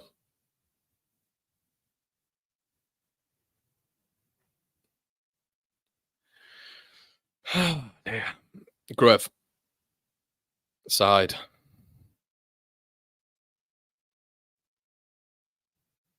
We're about to keeper again, aren't we? Ampadu. Yeah, they win it back again. I mean, they're so bad, man. They're so bad.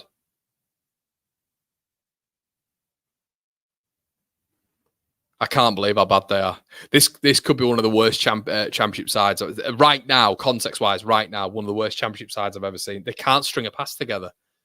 They can't string, even when there's no pressure from Leeds. They cannot even string a pass together. It is awful, awful. Gruev, go forward, Gruev, for frig's sake, man. On the half turn, go forward. Firpo plays a Ramazani. Come on. Come on now. Come on. Let's get this second. It's getting silly now. Ampadu. Bogle, here we go. Benelli! Yep, we'll have that. We'll have that. Now, come on, Leeds. Put it away. I mean, they're not even appealing. Give it Joseph. Come on. Give it Joseph. Joseph, you go grab it, lad. Well done, Bogle. Well done. Stonewall, terrible defending. Jesus Christ, terrible defending. Joseph, go get the ball, lad. Number 9. Like Bamford had done it. I hope Joseph's got the ball. Strauch, I guess, yeah. I'd like Joseph to start taking these pens, though.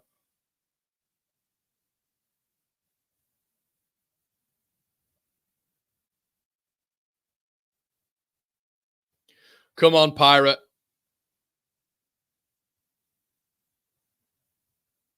Cardiff have delayed this for about 10 minutes, but we've got our Pirate here who's calm, cool, and collected. Annick's gone to take a drink. It's an absolute joke that this is allowed, by the way. Annick's said something to Strauch about 4 times. He's battered his studs against the post. He's spoken to Collins for 5 minutes about where he's going to go and all this sort of stuff. He's had another drink of water.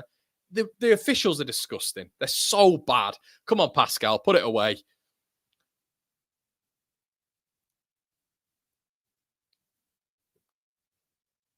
Pascal with a penalty. 66 minutes.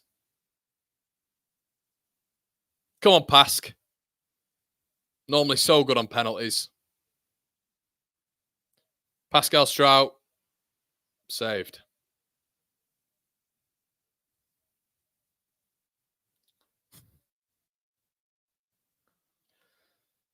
Fuck me. It's unbelievable. It's unbelievable.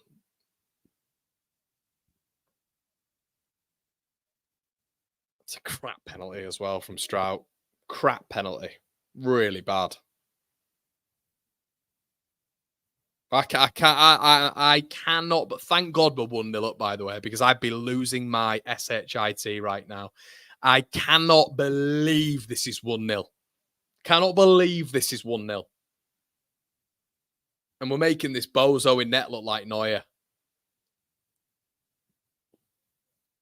Unbelievable how this is 1-0.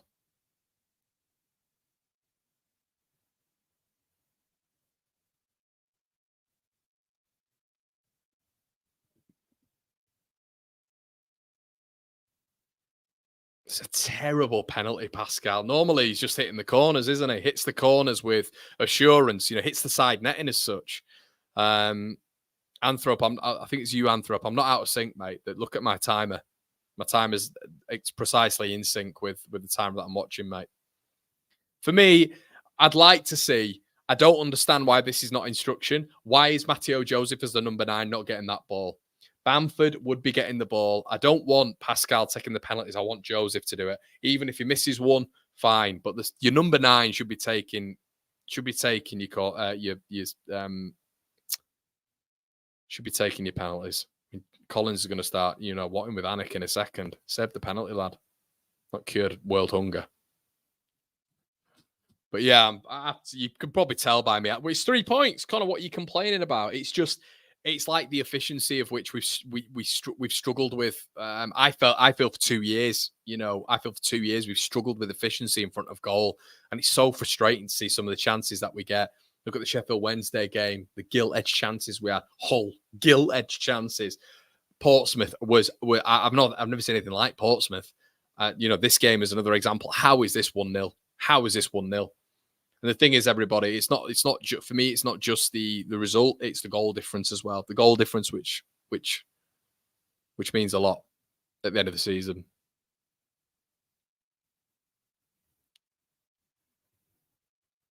Somehow they're still in it. I don't know how.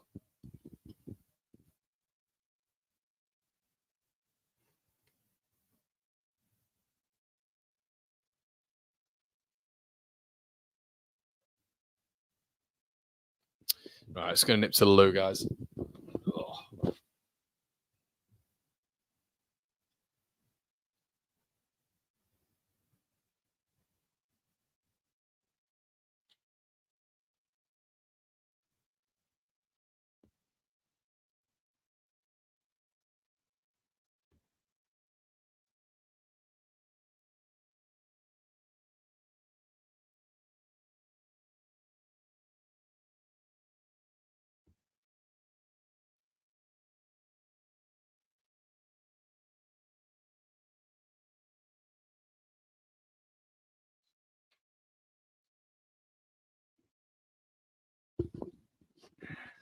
Oh.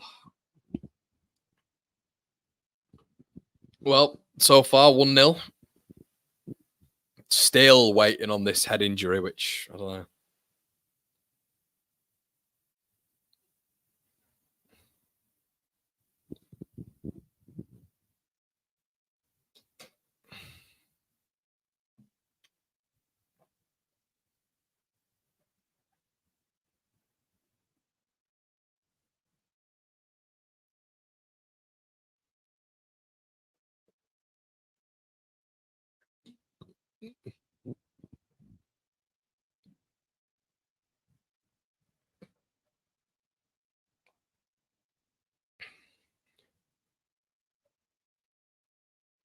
Jesus Christ, this is the biggest head injury I've ever seen. It's unbelievable.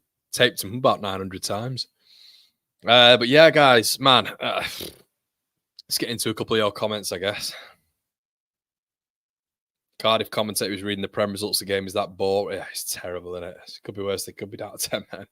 Yeah, I think it's probably maybe for a lot of us, it's like the bigger picture, maybe the fact that just the efficiency is just, as even the gaffer said in the press conference, the efficiency that and it's like the tempo. I feel like the tempo is just really, it's dwelled, hasn't it, the second half? And it's like, why is that happening? Why is the intensity? Why is the tempo dropping off? I don't understand to what it was in that first half where it seemed zippy and it seemed really good.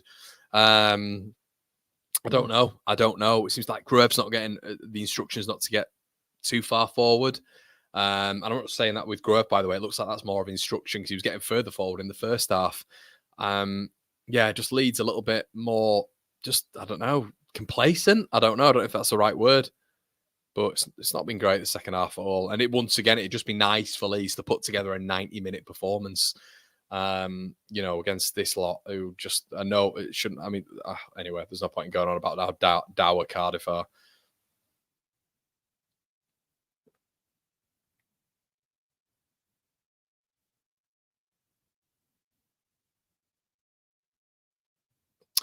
Bogle. Hold on.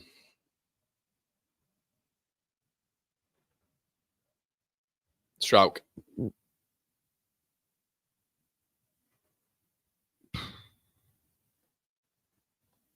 Furpo. Back to Strauk. Strauk. Back to Rod. Do you know that Simpsons thing where it's like, when they're playing in that triangle and the commentator's like, so-and-so, back to so-and-so, back to so-and-so, back to so-and-so. Hold it, hold it, hold it. If you get your Simpsons, you'll know what I mean. But it feels like that at the minute.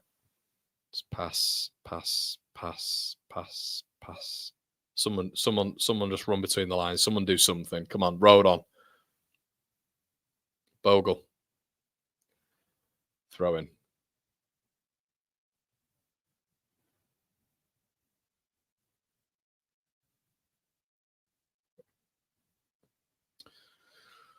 Oh. Bogle with the throw. Joseph. Bogle again. Mampadu. Grove. Furpo. Rosani.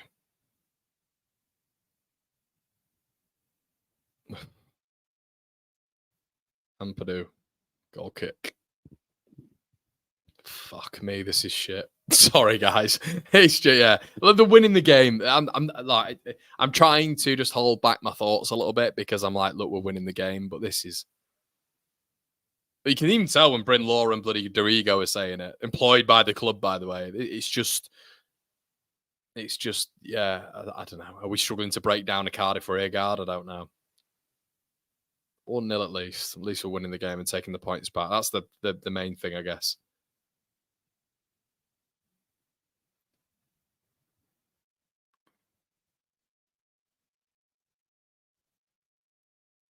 Ampadu.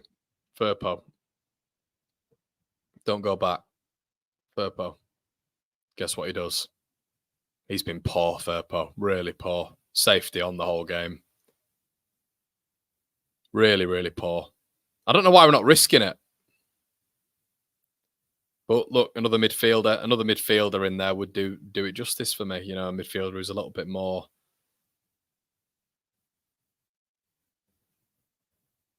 Ramazani. Corner. Ramazani's look good, I think. Yeah, Ramazani's look good. It's just very meh at the minute, isn't it? Very, very meh. Which is weird because we're 1-0 up. So, Grove anyway on the corner. I'd love to be able to entertain you a little bit more, guys, but I really can't. There's not that much going on. Grove, ball in. Goal kick.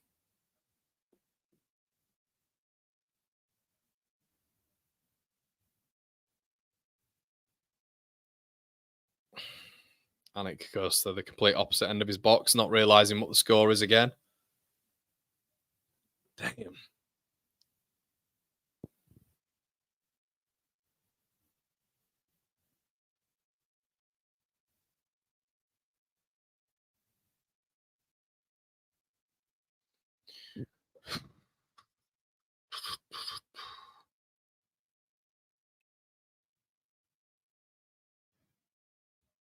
I think it's quite good, you've not got a team, honestly, in this game. This is why he's stressed on the sideline, by the way. If a team is like 5 to 10% more output, I think there's a potential that we could be in a bit of trouble there. If there was another like bottom lowerly team that had like 5 to 10% more output. I mean, Cardiff are so bad. They're not offering anything whatsoever, but Leeds have just drastically like reduced in tempo. Yeah. I mean, we're the only side in it, but it's weird. Very weird game. Nonso. We just can't seem to pick the lock. It's crazy. Like, 'cause they're just sat back now, realistically.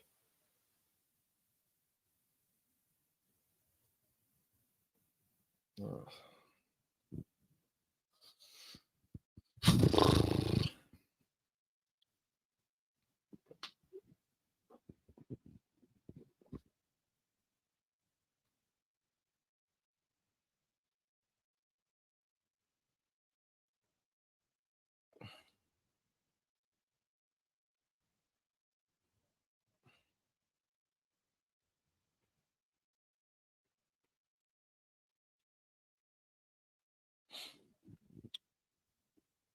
None so.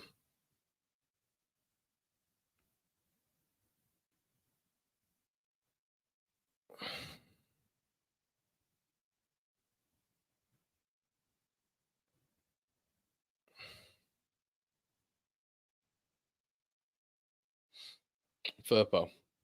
Gruev. Dampadu.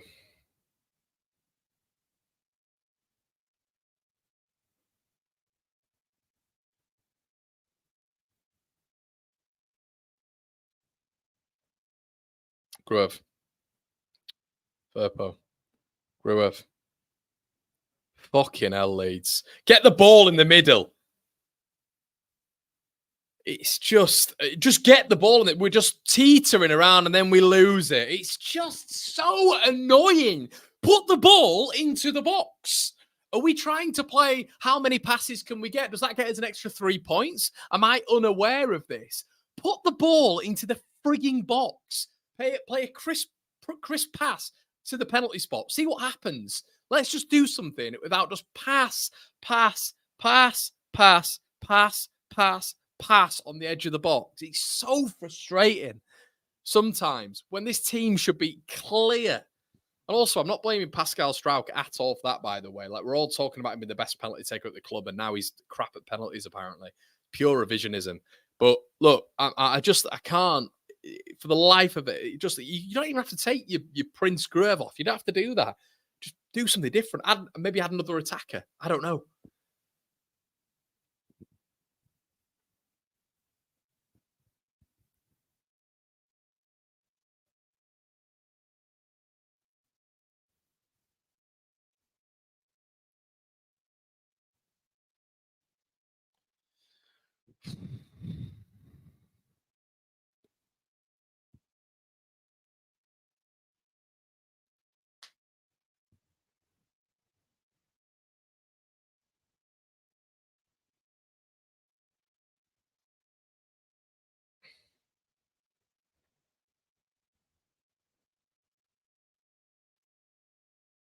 Aronson does well. Goes back, though, when there's a midfield option on. Strout, Furpo, go forward, zip it in. Ramazani. Let's do something, lad. Have a go at him. Low shot, wide.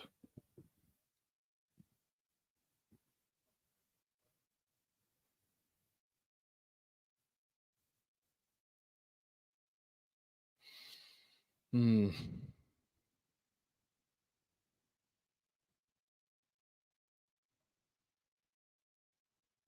Ooh, changes are coming. 81st minute. Wonder who's coming on. Peru. Samba. You know, Tanaka's just never got any minutes, is he? He's not going to do anything this season. Tanaka. So you're just getting the same sort of players coming on, aren't you? I know I just mentioned Peru coming on. I guess it depends who's coming on for, but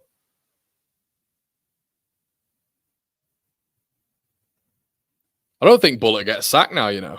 Honestly, I think, you know, when that first goal went in and they were out of 10 men inside 30 minutes, I thought Leeds were going to go on, run riot, and he was going to get sacked. Honestly.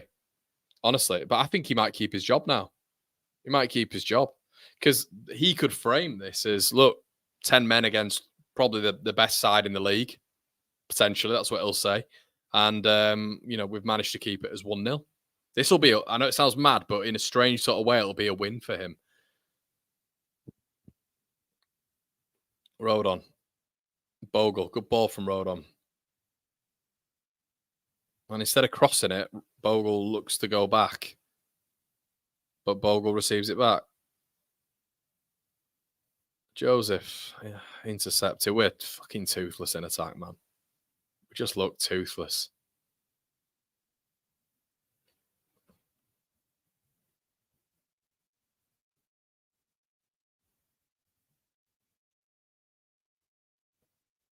So, yeah, Bryn said it perfectly. It's the most frustrating game.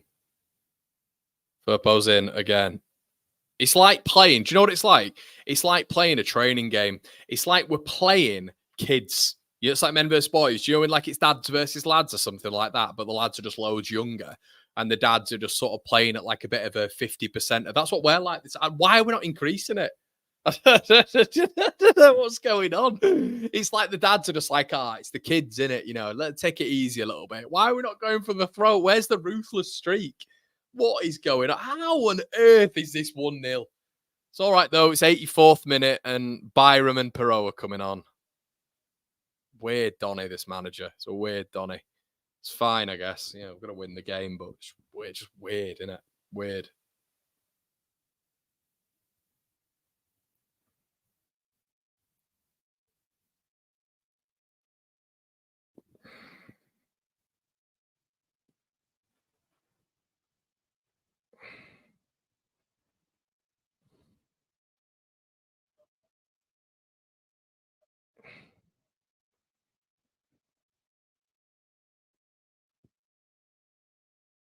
Byram on.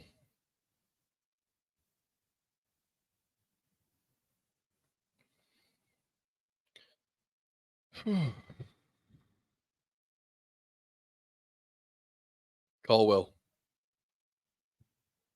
Oh, if he'd have got that right.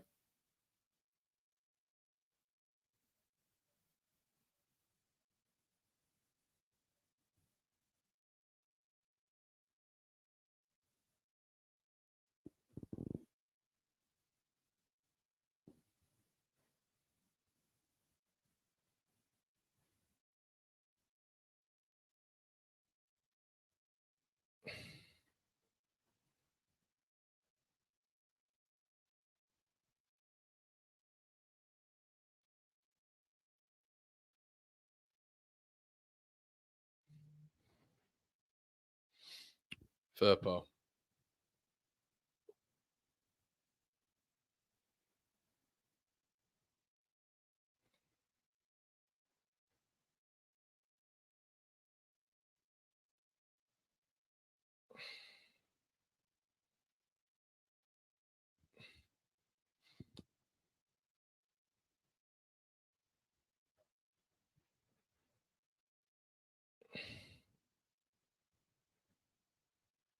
Oh man, Nonso. We had a chance there.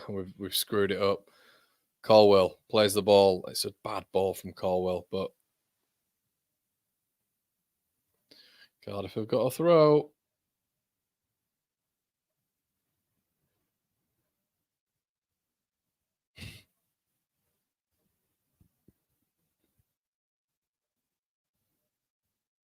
Cardiff fans are getting up. Collins. Long throw.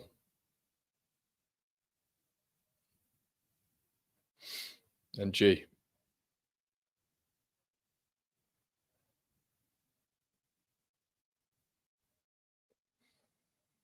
God, we're so lucky. This lot are terrible. Right, chance. Big chance. Big chance. Leeds 4-on-4. Perot. Finish it off. Finish it off. Yes! Great finish. Well done, Peru. Tell you what, someone coming on and doing something. Thank God. Well done, Peru. Great finish, lad. Great finish. Well done, Peru. Cracking finish. Has to be said. Well done, lad. What a finish that is. It's what we missed. It's what we missed. We've been annoyingly not good enough in front of goal. Really tough angle there, and he's just fired it across. It's a cracking finish. It's a cracking finish from Peru. And it looks like a good substitution now, doesn't it? Yeah, really good finish. Really good finish. 2-0. Masterstroke. Yeah, yeah. Good subs. Has to be said. Manager's always going to be judged on his sub. Really good finish. Man, that's made me less frustrated. God, guys. Flipping it. Bloody hell.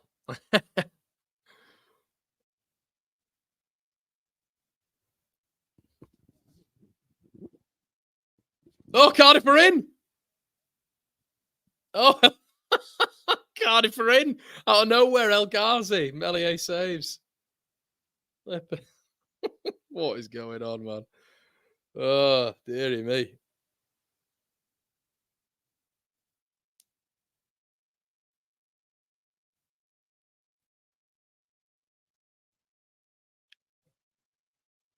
Willock.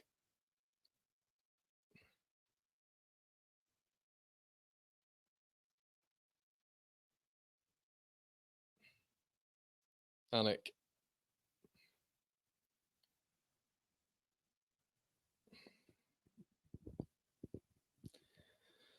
Furpo. Melier. We're going to be back after this, everyone, with your instant match reaction. Get your thoughts in, of course.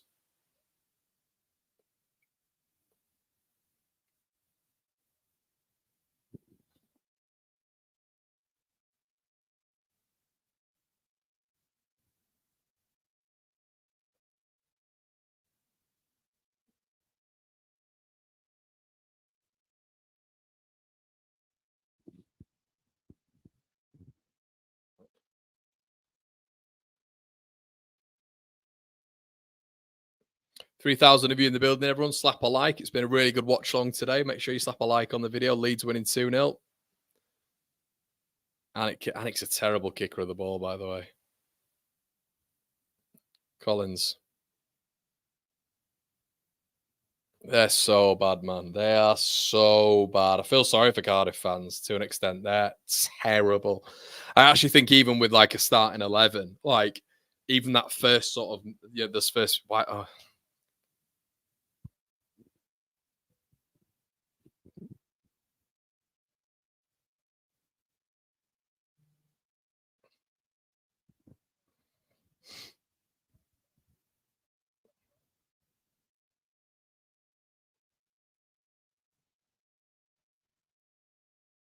weird subs again. Weird subs.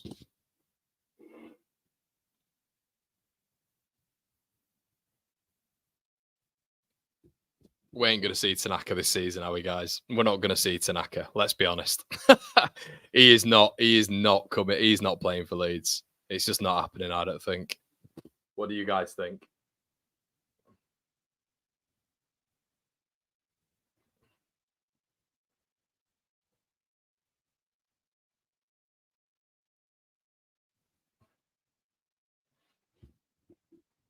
Firpo takes 8 minutes added on.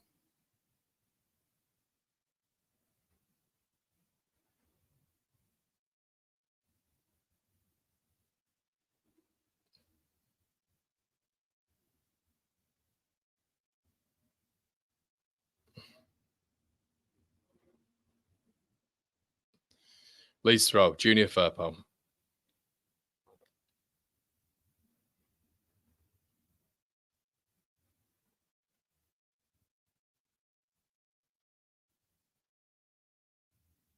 Byram.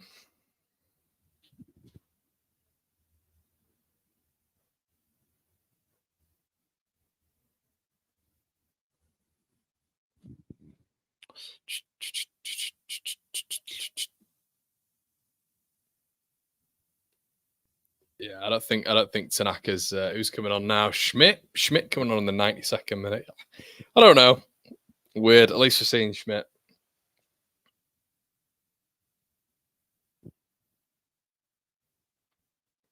At least we're seeing him. I wouldn't have minded seeing him maybe come on for Byram. Obviously, I know like Schmidt can as well.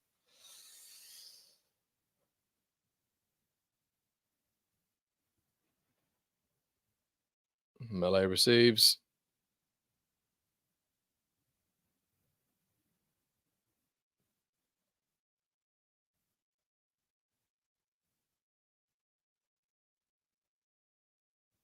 Rode on. Byram.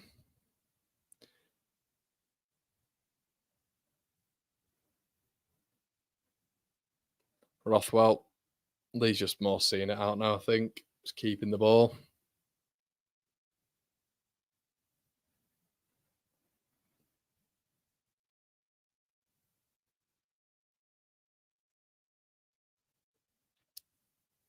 Yeah, guys, join us on the instant match reaction. It's like I'm repeating myself here, but Melee. Seeing it out now, Leeds, I think. Yeah, interesting. I don't think the Cardiff manager will lose his job. But I tell you what, Rodon's passing out from the back ain't good. It really isn't good. But he's under pressure as well. It's poor, man. It's poor. Schmidt wins it. Byram kicks it out. I don't know why Schmidt didn't just understand that. But yeah.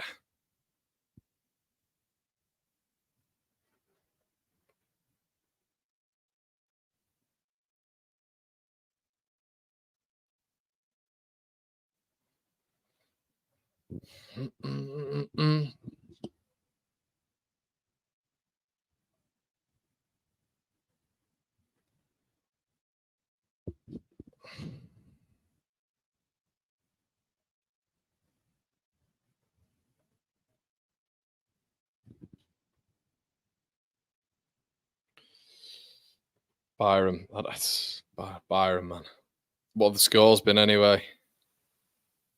Okay, phone's frozen. What have the scores been? Tanaka. Lovely ball. Rothwell. Just go forward. Come on. It's a shocking ball from Fairpaw. Don't understand why he's going there. Burnley won. Yeah, Burnley have won. That's annoying. Sheffield United have won again. West Brom have won again. So as you were. That's why we can't slip up. Seems like we got some of the front runners now, haven't we, guys?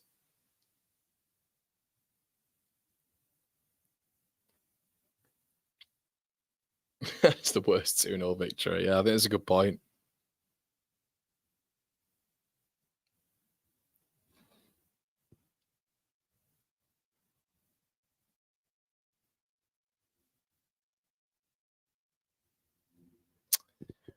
Well, it's drabbing out, everybody. It's drabbing out. I think we're 90 plus 6 minutes now. Yeah, Leeds have got no intention of doing anything. I don't think it'd be nice for us to go again. I don't really think they're going to offer anything, packing a punch. It'd be nice for us to get a third. But yeah, it doesn't look like we're interested in that. Just seeing the game out, I think. Yeah, good lad, Tanaka. We've seen a switch. Tanaka, my boy. Byram's so average, isn't he? Mr. Average Joe. Brilliant from Ampadu. Rode on. Rothwell. I could have gone forward there, mate. Go on. Go forward. Man, 15 touches and then we go side. And now we're going back again.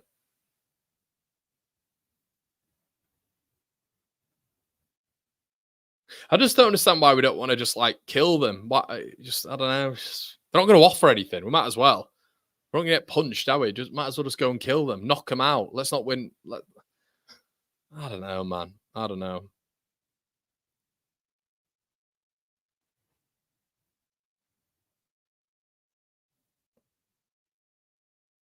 Lee's just knocking it about. We've got Bryn's just said it. There's no ambition to go forward here. We're just seeing it out, I guess. So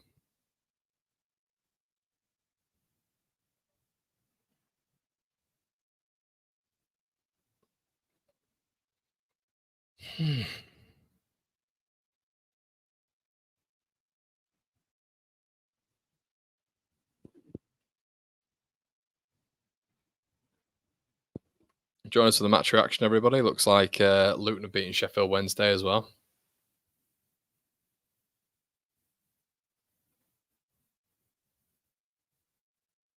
Yeah, Billy, I know what you mean, mate. I know what you mean. It's like the look at Tanaka every time. Tanaka.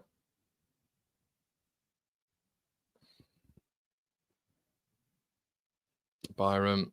Sorry, guys. I'm not. I mean, Tanaka's looking to get on the ball every time, to be honest, which has been good to see. Byram. And Rothwell's not been good when he's come on. He's just obsessed about going back. He's not, really good opportunity there as well for Rothwell.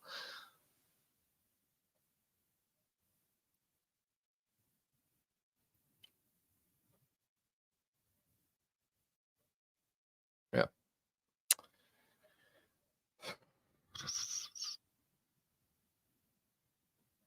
Yeah, Byron, I get what you mean, mate. We'll be speaking more about it on the match reaction, mate. I get what you mean. I don't understand right now. People say we're taking the sting out of the game, and it's dominant, I guess, in a different way. And that's it, everybody. Thank you so much on the Watchalong. Just slap a like on it before you leave. We're going to head on over to the instant match reaction now. Thank you so much. I'll see you in a bit. Cheers.